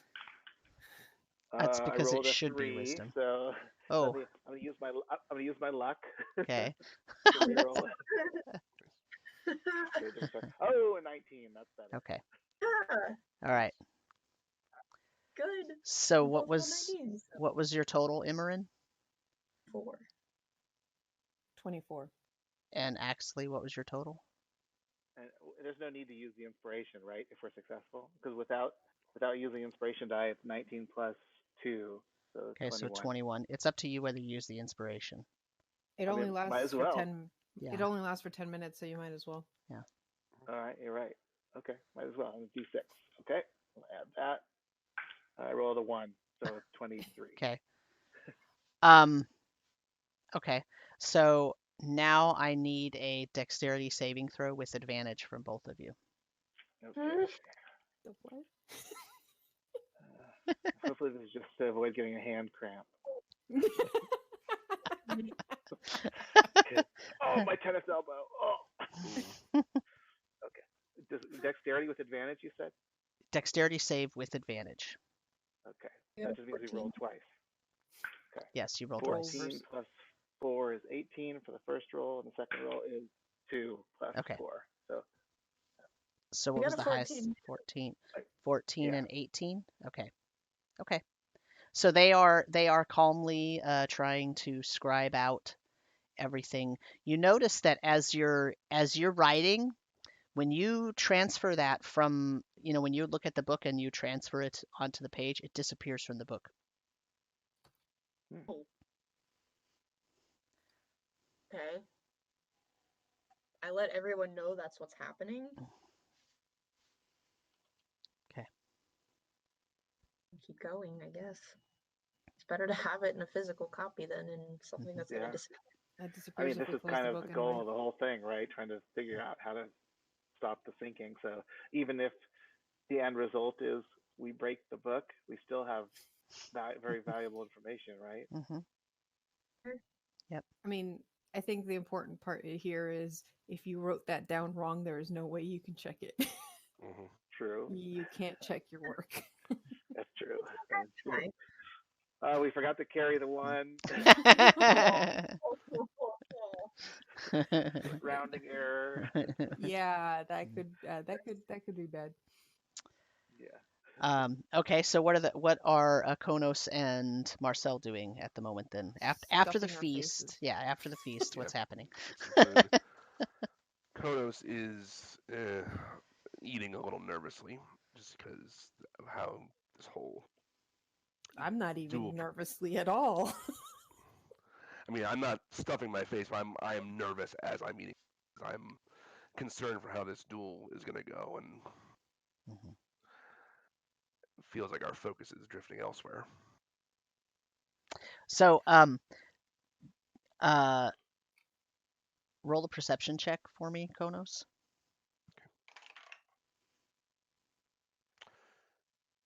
12. You, as you're sort of nervously eating and trying to settle your mind so that you can make this negotiation, you sort of see out of the corner of your eye that Toddeus and the Raven and Otto are entertaining the Haka, and it's a little bit like if you remember the scene from Return of the Jedi where C3PO is telling a story to the Ewoks and he's using sound effects. So the Crow and Otto, who is in pelican form, are making motions and doing things, and Toddeus is sort of he's telling the story to the Haka and making sound effects as he goes. But he's not as good at making sound effects as C3PO would be, because C3PO could just make a replication of the sound. And so it's a little bit odd. But apparently the Haka are very entertained and having a good time. Okay.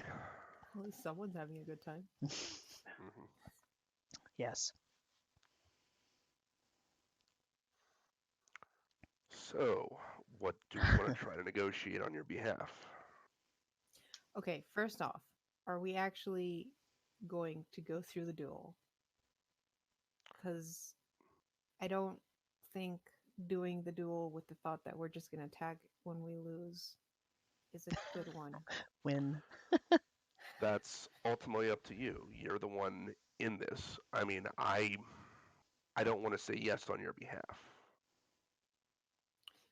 I don't mind doing the duel, but only if it has a purpose. Like, I think it's our best bet of getting Sharkface to stop bugging us.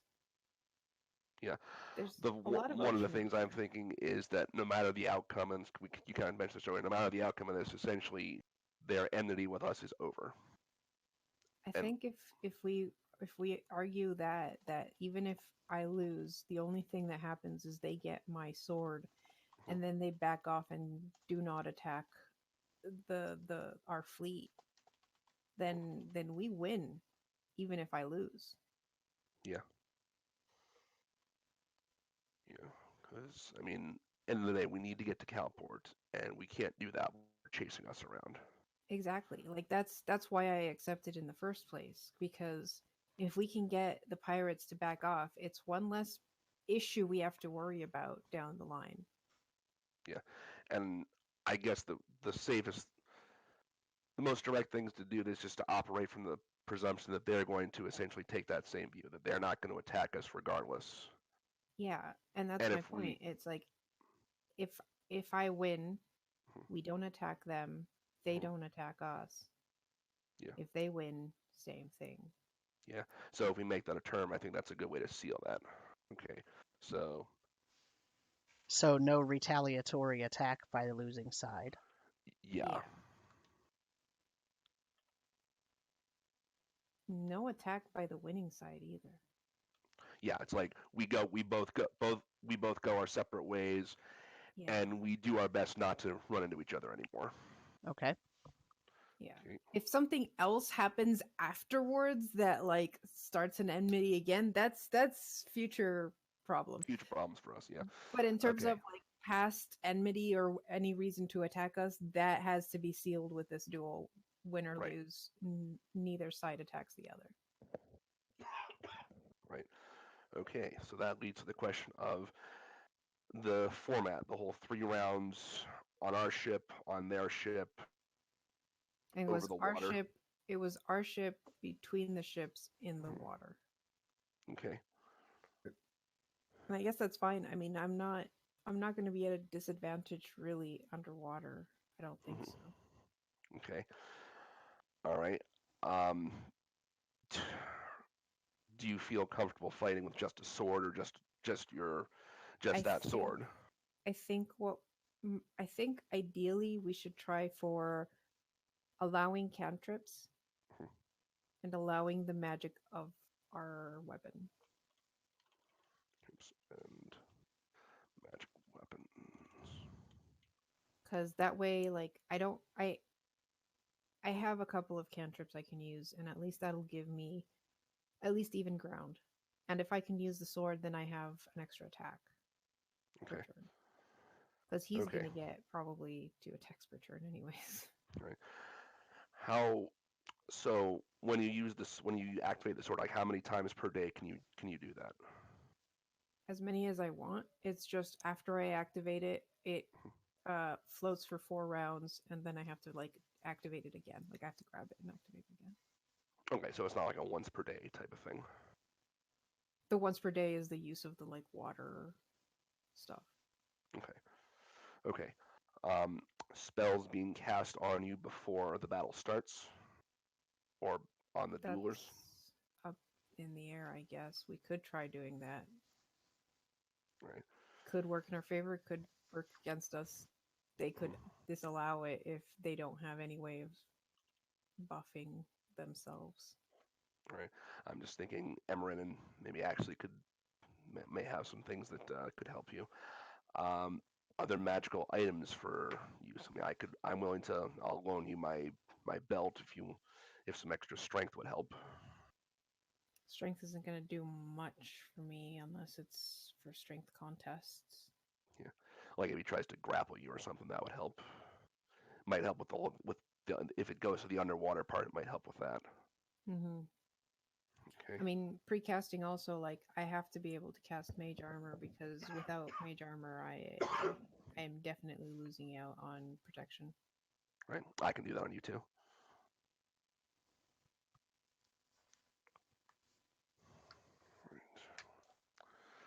All right. Anything else?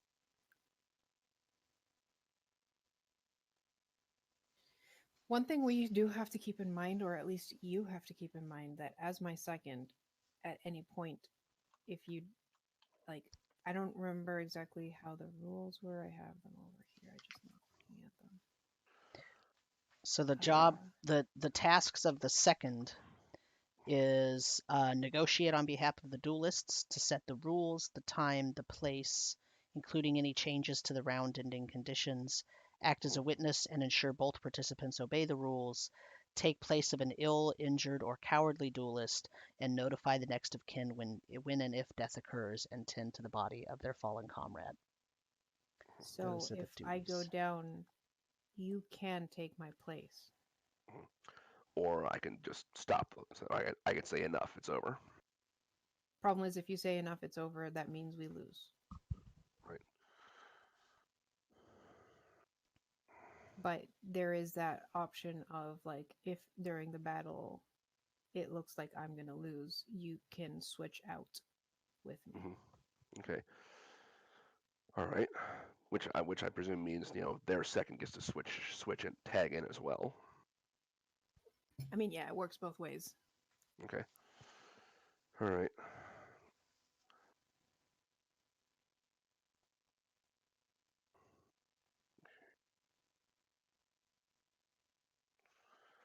All right. All right. And I know we talked last time about you mentioned you preferred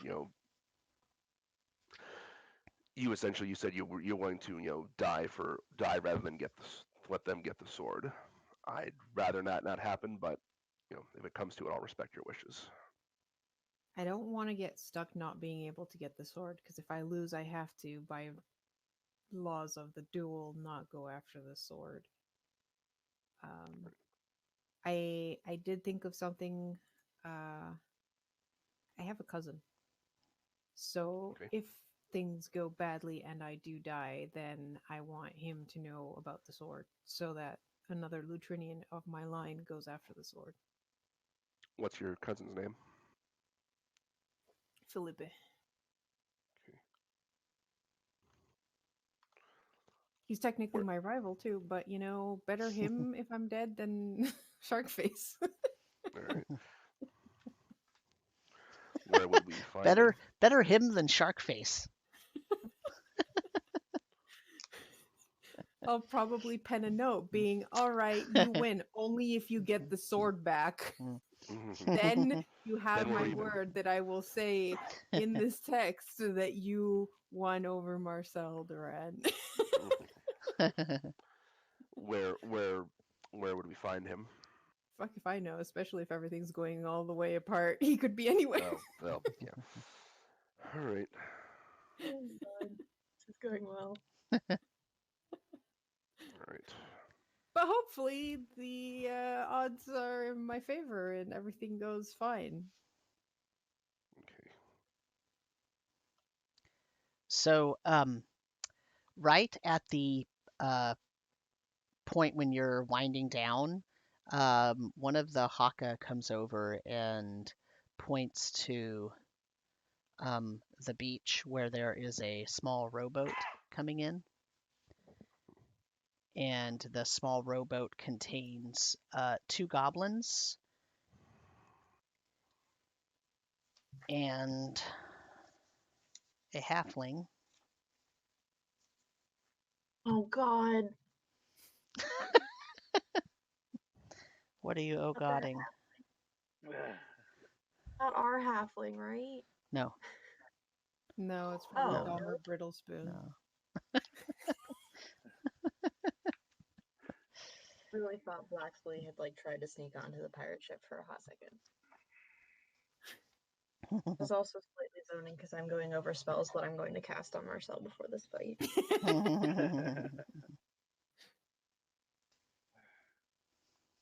I'm gonna be the most glittery, glowing, holy-looking Lutrinian. I'm crossing my fingers. I don't think I'll find the components for it, but I'm crossing my fingers for a couple of different spells actually. But So I take that back. It's not 2 goblins and a halfling. It's 2 goblins and a founder. And it's the tunneler type of founder. Founder is a small, well, technically they're medium sized, but they are basically uplifted mammals.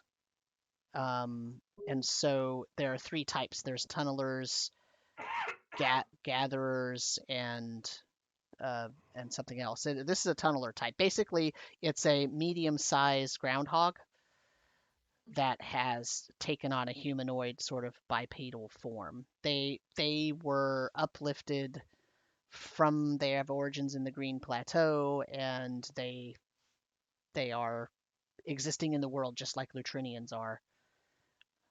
They're just very rare. And this one happens to be wearing a uniform that looks like it's from the Royal Navy. And this is his second. This is his second. Okay.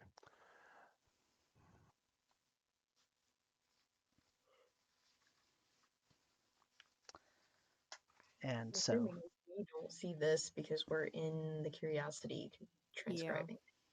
I'll just look at Khonnos and go, well, I guess you're my second, so you have to go talk to this guy. All right. I will just go to the edge of the shore and approach the rowboat and just call out to them. You approach the lands of the Hoka. State your business.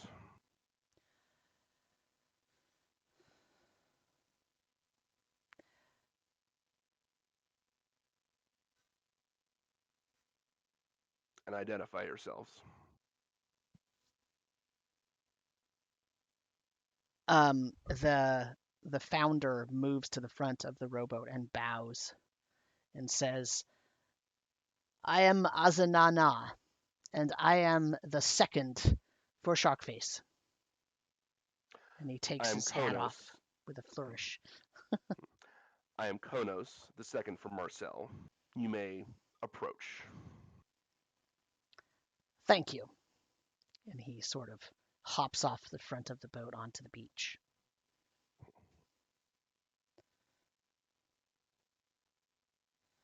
Do we have a place to sit and negotiate?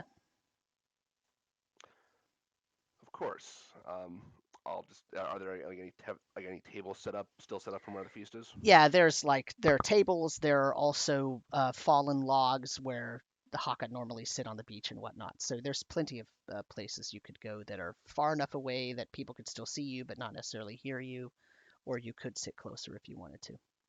I'll gesture him to sit down at one of the tables. Okay. He waits for you to sit, and then he sits. I'll sit down.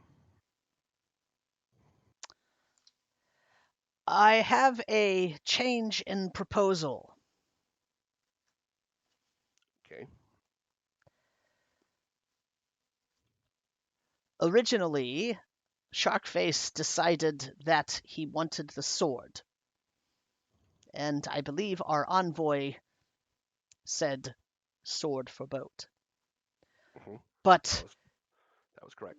Yes, but given the information that we have now received from the second envoy, Sharkface has decided he wants the necklace. Instead of the sword? Correct. Why? He likes it.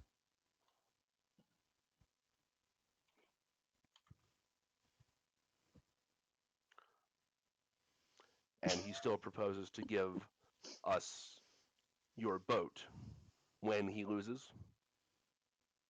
Well, that part is not yet written. But if he were to lose, of course, it is boat. Is Marcel nearby?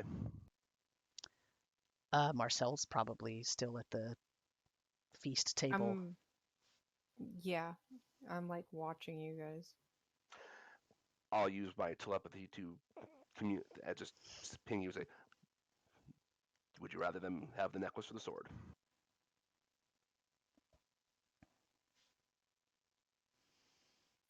I know what Marcel would say normally, but Can make a wisdom saving throw.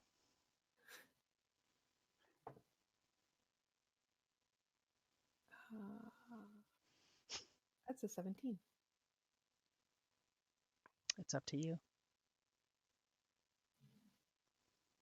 Well, I definitely don't want them to have the sword. I know the necklace is useful. I'm also not sure exactly how to give it to them.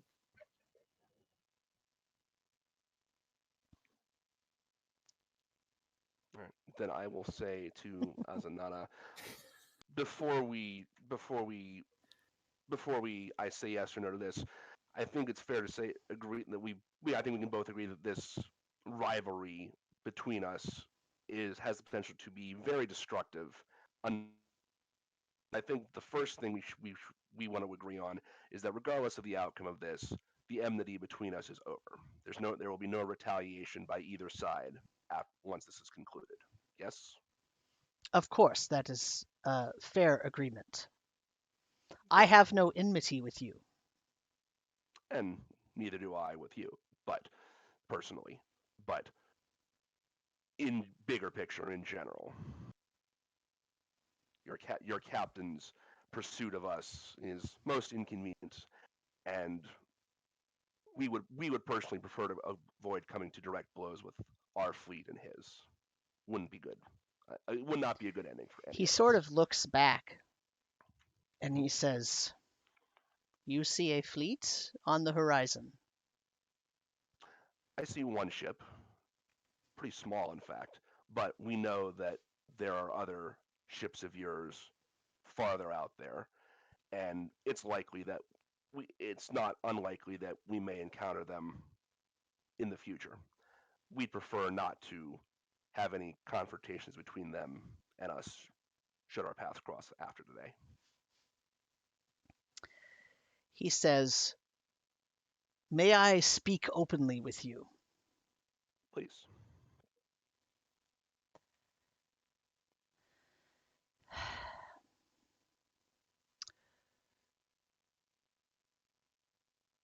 Our ship has defected from the fleet. Do I believe him? You can roll an insight check. Love to roll an insight check. 13. Yes, he seems to be honest. Okay. Why have you defected from your fleet?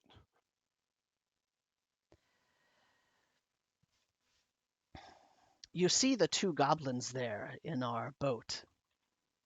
Mm-hmm. Do you see their hands? I assume I can see their hands. Yeah, they are They look regular. like crap. They're regular. Oh, okay. But you saw the hands of the envoy yesterday. Yes. This is not normal. It is not. Our crews keep dying.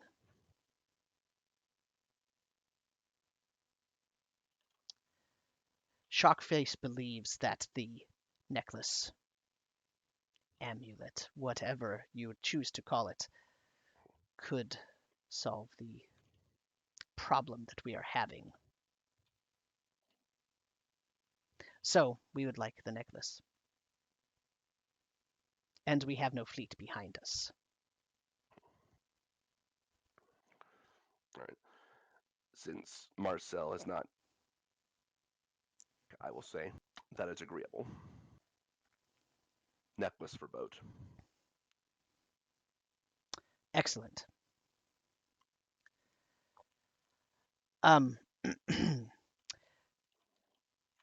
I also have another proposition.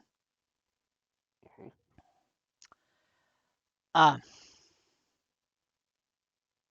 Perhaps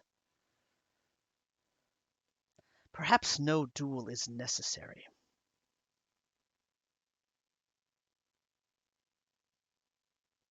What do you propose instead? Well, if Marcel can use the necklace to cure our people, then I don't think that a duel is necessary.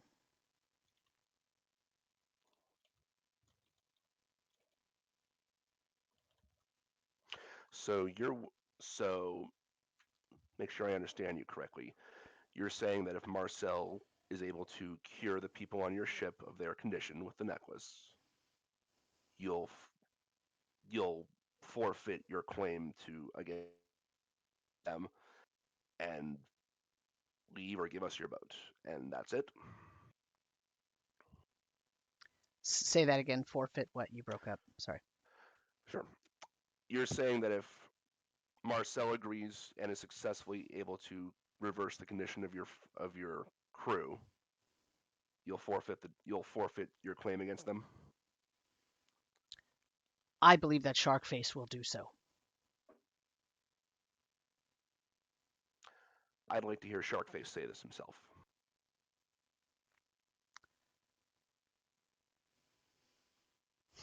So because a duel has already been challenged, Sharkface is not able to converse. All right. As I'll I again, am not allowed to talk to Marcel directly. I'll again think to Marcel. They proposing an alternative. Would you rather try that than fight to the...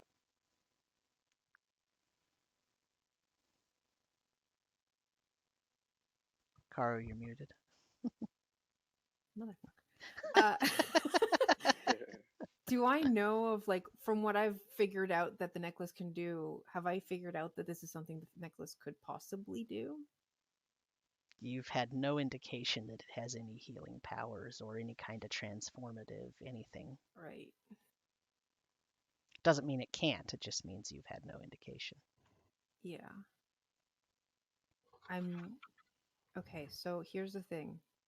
I don't see why I would be against doing this, especially since that means we can help our people who are being transformed, like the one guy we saved. Yep. However, I know that certain functions of the amulet alert Lerlac as to its location and what is happening with it. So if it so happens that I can do this, it might alert Lerlac as to what we're up to, whether I succeed or fail. All right. So we'd have to put that against what is happening. Yeah. I mean, it seems like a cleaner way to resolve the immediate situation, and we don't know what state. We don't really know what state Lerlac is in. If he'll even be able to. I mean, he may know, but he may not be able to do anything about it. Correct. He just he's would still... know where we are and what's happening, but with the amulet. But that's about it. Yeah. Just me wearing it means he knows someone is wearing it, and that's it. That's all he gets. And he already knows that because he saw it on me. Right. Then it doesn't sound like he's gonna know. He's gonna learn anything he doesn't already know. Besides the fact that I am trying to undo a curse that apparently he put in place. All right. We did see the eyes on the ship. Like, these guys are like this because they mess with Lerlac's stuff. Yeah. Well, maybe this is turn an enemy into an ally. I mean, yeah. Well, I'd rather have pirates as allies. Then the alternative. I'll say this is an agree. All right. We certainly don't want blood. If bloodshed can be avoided unnecessarily, then we'd agree to try this instead.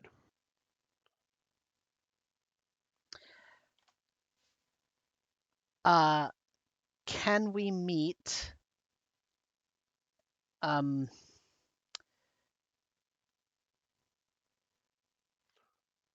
Can we meet tomorrow before a duel would occur? Yes, I propose that you bring anyone who is in need of being cured here to the island. We'll attempt to cure them here.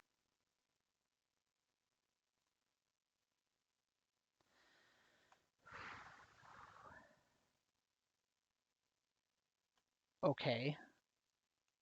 I am unsure Sharkface will approve of that.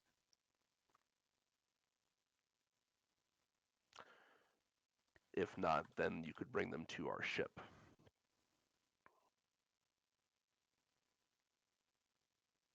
Okay. Let me... Can you wait here just one moment? Give me one moment. And he sort of gets up and he sort of furtively sort of moves.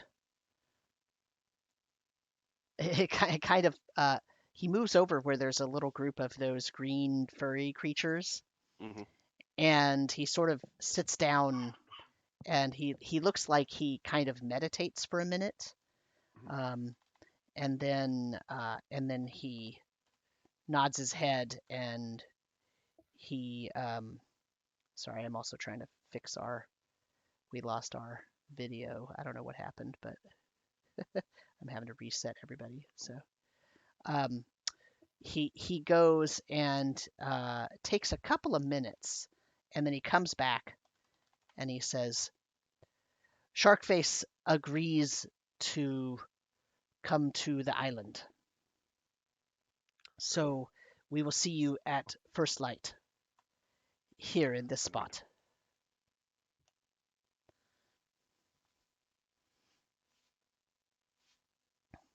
Very well. And he sort of just doesn't even give you like a departing salutation. He just leaves. Right. As we were talking, like in general, like what kind of vibe did I get from him as far as like is he nervous, cocky, arrogant? He's a bit arrogant, but he's also nervous. Okay. So, you weren't reading any deception from him, but yeah, there was definitely arrogance and yeah. All right. So I will assume that everybody except Emmeryn and Axley, I will assume Khonnos and Marcel are going to take a long rest overnight. Yes. Well, I Yeah, guess we're going to talk about what happened there. Mm-hmm. I do have something I want to talk to Khonnos. Sure. Okay. After they leave, I go up to Khonnos. So all of this is because they want to try to undo the curse of the crab hands. Yeah, why wouldn't they have just proposed that in the first place? Because they're pirates. Well, I don't know how the sword would have helped either, to be fair. Like, the sword's just a sword. yeah. So here's the... So remember, they didn't know you had the amulet. Yeah, they Yeah, didn't how know would that. how would they have even learned the place? Well, it tends to glow sometimes. Maybe they saw the glow when they went to talk to me. They did look surprised, but I thought it was because of me brandishing the sword in their face, not because I had a glowy thing on my chest. Unless, I can't remember if Emmeryn pointed it out to us afterwards. Because I think Emmeryn and Axley saw it glow. I can't remember who saw it glow. It was definitely not me. But it has glowed before, and maybe they saw that and they recognized the purple color from, like, whatever interactions they've had with Laralax people. So here's the thing, and well, it's kind of embarrassing, but I don't really want to take this off. Why don't you want to take it off? I don't know. But ever since I put it on, it's like, it's just, I feel really possessive about this amulet, and I really don't want to take it off.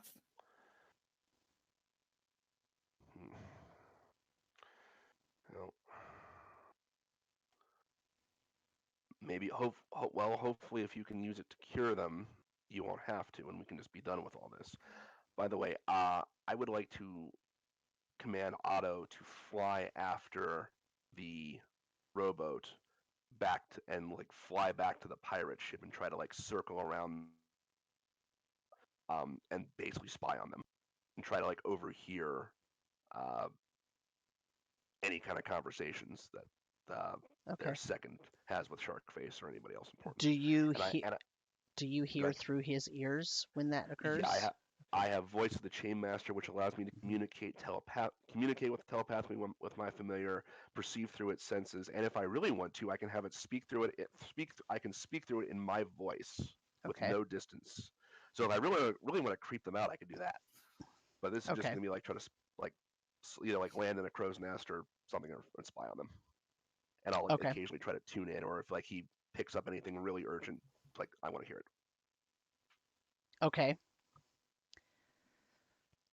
He flies off immediately to go do that. Okay. The crow, the raven, the crow, the raven, the crow Is it riding on top of him? is riding on top of his back.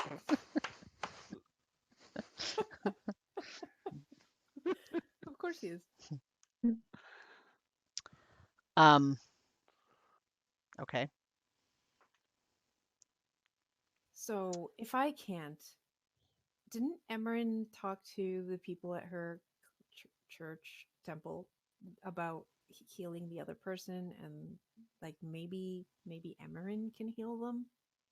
Like it doesn't necessarily have to be with the amulet. Yeah, I mean We they might they were have other trying to options. heal him, but I don't remember. I don't remember. I don't think they were having any success on their own. Were I they? don't know. I seem to recall that they said that they would, but it would take a time, and that's just one person. But he was pretty far gone too. He couldn't even speak because he was like all crabby faced. Right. Um, the other thing is, if we manage to heal their current crew, there's no like if their ship still has those symbols on the ground, maybe that's what's making them sick. Maybe it's the ship that's making them sick. Yeah, maybe we just need to. Maybe they just need to swab the decks and get rid of all that stuff, and it'll all be fine. Well, maybe the thing to do is see if there was anything else we can find out more about this amulet, what it does, and what it is, and how it can be used. Yeah. Maybe that's something for the book. But we can't use the book till they're finished transcribing everything. Yeah. And that's going to take at least all night. Yeah. Which means Emmeryn is not getting any rest. Well, uh, well, Emmeryn doesn't necessarily have to be transcribing it. I mean, we have an island full of Hoka. We can just say, hey, take a shift, take a few hours, copy this down, you know, work in pairs if you have to, and try to get this done. Do you think they're intelligent enough to do that without messing it up? You know, I mean, they have some wise people here. They have shamans. Yeah, wise and intelligent are not exactly the same thing. True. Just saying. Yeah. We might end up with a bad translation if we depend on a bunch of translators. Right.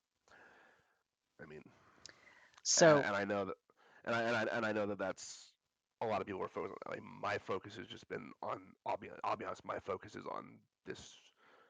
Well, what's now no longer a dual situation, I mean, but it's more just what's happening in the here and now. yeah. I The mean, book. there's also I'll the admit fact that the book is beyond me. you just learned that that it's just one ship. I mean, we could just destroy them and Yeah, that's the weird thing. Yeah, they defected from their own fleet. Like, isn't Sharkface? Sharkface is the leader of these pirates. He's defected from his own fleet. I'm really surprised that to hear that. yeah, that is weird. But I didn't so sense he was being deceptive either. So so right about now in this conversation, Khonnos, you can hear what Otto and the Raven are hearing, hmm and basically, um, Azenahnah is telling Sharkface and probably other people. You hear people in the background. The story about the description of what happened, and they go back and forth, and he tells him pretty much exactly what was said, although not exactly in the same exact words that you use, but it's a pretty good, uh, you know, pretty good relaying game of telephone for that particular thing. And uh, Sharkface says, "Did you ask them about Lucanius?"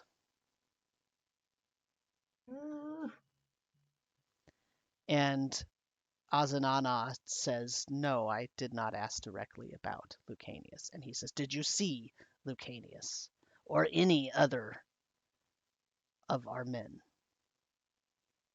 And the founder says, "No, I did not.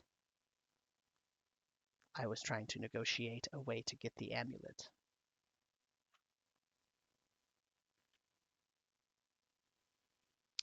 And Sharkface says, well, I guess we'll have to see what happens tomorrow then.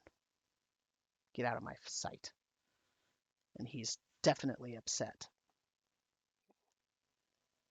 Okay. All right. Sorry. I will have a. Okay. Well, I'll tell Marcel. Well, it seems like they really wanted to know about Lucanius as well, and their buddy either didn't want to or forgot to ask about that. And Sharkface isn't happy. Okay, well, Emmeryn wanted to talk to her father, and we Yes. left Lucanius with the people in Trastenfen. So if everyone in Trastenfen was shoved on a ship and left, maybe she can ask her father if Lucanius was healed. Yeah. Or we could just try to contact the priest we left him with, and see how he That might too. have been doing. Yeah. All right. Well, I suppose we'll have to interrupt our two friends and see what they think about all this. So we'll go back to the curiosity and be like, knock, knock. Time to stretch your hands and not, just do this, move them all around. How long So- have we been writing? Probably an hour and a half, 2 hours maybe. I'm going to take a quick 2-second break, so I'm going to leave it on so you can all chat with each other in character if you want. So I'll be right back. So take a break. We'll relay what we learned from the whole duel situation, and I'm just like, well, I kind of leave out the fact that I can't get rid of the I admitted it to one person already. That's more than enough, right? I'm very proud of the character development. It's one person. So maybe we don't have to duel them. We just have to save them, and then we get a pirate ship. Building an army is what we're doing. Hey, look. Got the What makes you think that what offers on the table? Well, they're dying because of Lirelac's crab transformation curse thing, and they want to stop that. Which means they probably don't like Lirelac anymore. Which means if we heal them, then maybe they'll work for us instead. So why do they want to duel for the sword? Fuck if I know. I'm curious about why I guess we stole it. I mean, we did steal it, but I don't know, maybe he thought that the sword would heal them. I don't know. I think they must have seen that I had the glow of the amulet, and now they think that because that's linked to Lirelac, that I can somehow use the amulet to heal them. I have no idea if that's something that the amulet can do. Yeah, but What did your person that we left Lucanius with say about restoring him? that's all the way back in my notes. First page of notes. That is not currently with. Nanar was the priest we left him with. Yeah. I feel like we left in a hurry because we stole the stuff and skedaddled. Yeah, but we left it. We left Lucanius with your mentor. I don't feel like. I also remember that a detect magic, apparently, I think it was detect magic, I can't remember what it was, but Lucanius pinged as Fey Aberration. And he was supposedly a human. We never got to the point where we could communicate with him, right? He was never coherent.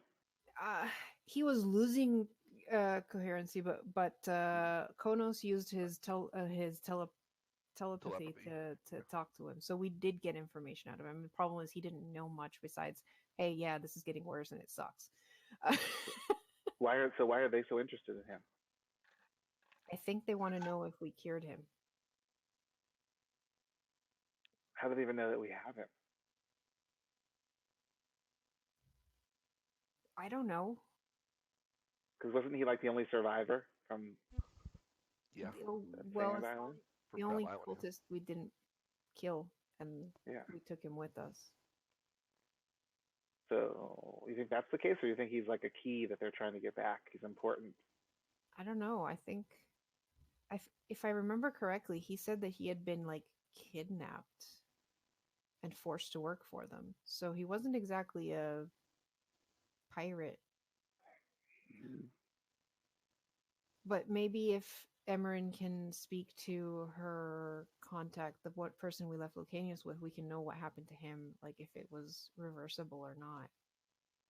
And I mean, we weren't all that powerful then, but maybe Emmeryn has the magic now, or access to the magic that would be required to heal someone with that crab condition. Depending. I also need some components, or the other issue. I mean, I have one spell that I don't need components, but it's lower. I don't know if it would do as much, but I do need components for other spells as a part of the problem. But I guess we can just start talking to Nanar and checking in on Lucanius, checking in on the boat. A lot of stuff to do. Yeah. I mean, even if we can't heal them, like assuming we can't heal them, we could pledge to help them if they help us. We are looking for answers for all of this, and we do want to undo what Lerlac is doing. Sure, but we also stole from them, and they know that, so we might just be healing them as a payment for what we stole, and then they're just gonna fuck off as soon as... I mean, it's possible, but they can't exactly go back. If what they say is true, they can't exactly just return to their fleet. They're running too. Yeah. Yeah. I mean, they're probably better off joining with us than staying on their own in the long term. So there is. I'm all about not dueling to the death. That would be that'd be much preferable. If they're facing the fact that their people are getting transformed into horrifying beasts, and they don't like that because apparently then they just, I don't know, die or are reduced to crab. Didn't he say that like their people were actually, like their crew kept dying, which means it keeps happening. Like, so us telling them, hey, the only way to undo this is by defeating Lerlac, then maybe we can recruit them. And we definitely could use the help getting. I mean, we'd get to Calport a lot faster with them sailing with us rather than against us. Not to mention, they may have like just one ship and everything, but did you see all the sharks? Yeah. And did you see the army that Lerlac has? Like, I'd like to even the odds. Totally. I mean, like, I kind of like the idea. Like, to put it one way, I get my lute out, I swing my lute around, I start playing a little commercial jingle. Sharkface, Sharkface, Sharkface. He has super swimming action. He commands a horde of sharks, and he has a super pirate ship. Pirate ship, Gold Serpent. Why would we not want to have him on our team?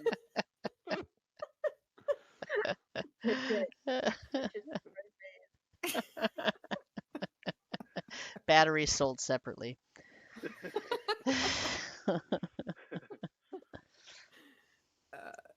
Yeah, like that's because my thing is maybe we should be attempting to make sure that even if we cannot solve their issue right now, we can convince them somehow that we can at least help them if they join forces with us to solve their problem.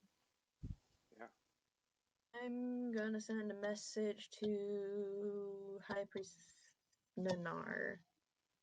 Okay. Hi, it's Emmeryn. No, we haven't been back in a while, but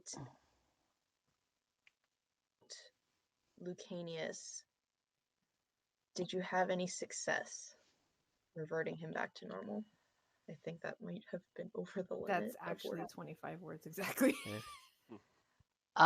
He is unresponsive but alive. Oh, good. Okay. Does that mean he's like a crab? I was gonna say, what does that mean? So he wasn't cured, at least. No, that doesn't necessarily mean cured. Yeah. So nothing on that end. But we also know he's alive. So we can also use that to our leverage if like spell slot. Is Nina cutting out for you guys? Yeah, Nina, we didn't hear the last thing that you said. I was just saying I spent one spell slot on that. Okay. Well, apparently we're not fighting anything today, so you can use the rest of your spell slots to create with whatever you want. Go to town. That said, if you're not getting any rest, then you might not want to use all your magic, because you might not be able to recover your magic. Well, are you going to I have the tried Haka do the transcribing? I don't think No. that's a good idea. No, it's Even important if to not. Even if it takes us more than one day, I mean, we could have just Axley working overnight and just go slower, and Emmeryn gets her 8 hours of sleep. And I only need to rest for 4 hours, so I can try to help them as well with this. So we may not need to use the Haka. We can just... Yeah. And even if... I just lost my train of thought. It's out the window. So I think the plan is rest, and we'll take shifts transcribing so that we can get as much done as quickly as possible. Because if we go transcribing through the night, 2 people at a time, we might actually be able to transcribe everything by morning.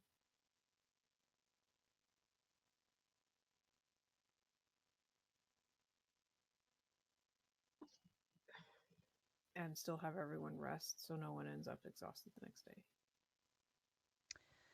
So just worry about... We had to really think hard about this. Are you sure you're up for transcribing? Why wouldn't I be? So Khonnos, as Otto and the Raven are flying around the ship, they notify you that there are 7 or 8 creatures coming out of the ocean and crawling up the side of Sharkface's ship. Okay. What kind of creatures? They have long tentacles coming off their heads. Their mouths have little flaps covering them. They have large eyeballs, and they have a humanoid form, but their skin is scaly and fish-like. And they are wearing clothing. This is what they look like. Yep. What is it? It's kind of glary. Picture kind of like Predator. Oh, okay. Ooh. That's scary. Are they carrying weapons of any kind? Doesn't look like it. Okay. Does Sharkface's crew see them climbing on the boat, and are they reacting at all? They are starting to fight. I will let everybody else know this immediately. There's trouble on that ship. And if there might not be anybody to heal if we don't intervene. Yeah, we should go help because we can get information from them if we make friends with them. So let's go make friends. Oh god, we went from like starting to try and duel with them to saving their asses. Yeah. Remember like 5 sessions ago when we were like, we can blast the ship out of the water? You still can. We still can. Oh, Lord. Okay, so are we all just piling up on top of the Curiosity and heading out? Yeah, how far away is it? They were out. Keep the far. book. It open. was so your ship is docked about at regular speed 15 or 20 or 30 minutes depending on how fast you're going from the shore, and they were 500 feet, more than Out. 500 feet away from you. Yeah. I'm So gonna they're pretty far suggest away, in other words. someone throw a cloak over the book to keep it open and shove it in a corner so we don't accidentally close it. Roll me a dexterity saving throw, whoever threw it in a corner. We're not throwing it, we're putting it in a corner. We're But very still careful. roll me the dexterity saving throw. Okay. All right. The DC is 12. Okay. It's a 16. Okay. It's fine. The book does not close, and it also does not touch the sword that is down there. I forgot that was there. Just throw it over there. Whoops, all right, so this thing can go pretty fast, so Floor it. Let's go. not that fast. Are you going to go invisible, or you're just gonna fly in and? I don't want to waste the spell. So at this point, why? Let's just go fly in, and then I want to open the box the levers that have all the weapon dials on it, the weapons levers. Time to try these out. Okay. Destroy this ship. Say that again, Emmeryn. Said don't destroy the ship. Oh please. yes, don't destroy the ship. I gotta look at something. During the day, would I have had any time to short rest? Sure. Yeah. Yeah, during the feast and whatnot and preparations and all that. Just talking doesn't stop you from taking a short rest, so for sure. Thank you.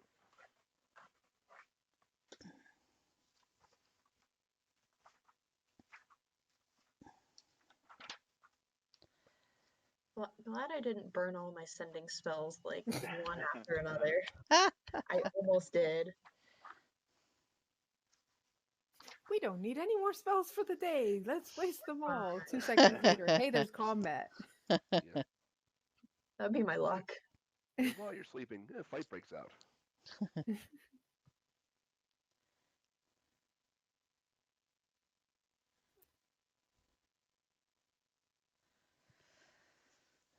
Okay, so Axley, are you going to land this thing on the deck of the ship, or are you going to go into the water, or what's your plan? Yeah, I'll land it on the deck of the ship. Okay. Because everyone's got to be able to get off of it. Okay. So here's the scene. First, so I will show you the ship. So for the audience, I have thrown the deck of Sharkface's ship there on the Twitch stream. It's very much like your ship. It has a forecastle, and it has a poop deck in the back, and it has a main deck, and it has a large gridded area in the middle of the main deck so that you can get into and out of the cargo hold. There are 2 masts, and you landed right in the middle of this deck, and there are 8 or 9 of these creatures crawling over the railing right now and fighting with a bunch of goblins And every single one of these goblins is in really bad shape. They either have, they're moving very slow, or they have, half of their face is crab. Like it's really bad. And as you land on the deck, Sharkface comes running out, and he sort of stops and looks confused a little bit. And then he runs at one of these fishy creatures and starts fighting it. And that's where we'll end, because it's 10 o'clock. What if like something is outside and I can call lightning? Do you want to do the battle right now? And we can start with the battle next time. Yeah, we'll start with the But I battle do have next one time. thing I want to shout out at Sharkface as we like clamber out, because I am not exactly a melee fighter. Yes. I just look at Sharkface and go, "Hey, Sharkface, you wanted to see this, right?" And I grab my sword and I send it dancing into the air. Okay. So beautiful. Nice. Okay, so we'll end there. Not as much lore dump as last time. I do want to say though, Axley, as you were copying down that as you were copying, you started noticing that several symbols are repeated there, and you're actually probably starting to get used to that language and the code and everything. And so it's possible that when you get done, you might be able to actually translate this thing yourself. Oh wow. Okay. Great. So, because you're taking the time to do it and your brain is working on it as you're copying. So, That'd be handy. yeah. So, it's late. I'm not sure we'll do a debrief. Okay. I'm not sure that the thing I want to talk about is the thing we keep talking about every time we take a break, which is this pandemic that we're all experiencing. And so I'm not sure that the audience wants to necessarily hear about that. So, so the only thing I want to say is, if you are stuck inside, online gaming is really, really fun. It's not exactly the same as face-to-face, but it is worthwhile and extremely tension relieving a lot of times, although it also has some emotional ups and downs, as I think Nina can attest. um, and but better fantasy emotional up and downs. sure, yes, Yeah, definitely, yeah. And so if you have any questions, comments, suggestions, please email us at DnDeBrief@gmail.com. That's DnDeBrief@gmail.com. We also have a Patreon if you'd like to support us. That's patreon.com/RPGmusings. And Karu has a Patreon for her whole team of RPG players. That is patreon.com/Midgardia. And you can find me on Twitter at DMSamuel. And you can find Matt on Twitter at mbridell, 2Ds, 2Ls. You can find Karu on Twitter at mystarseed.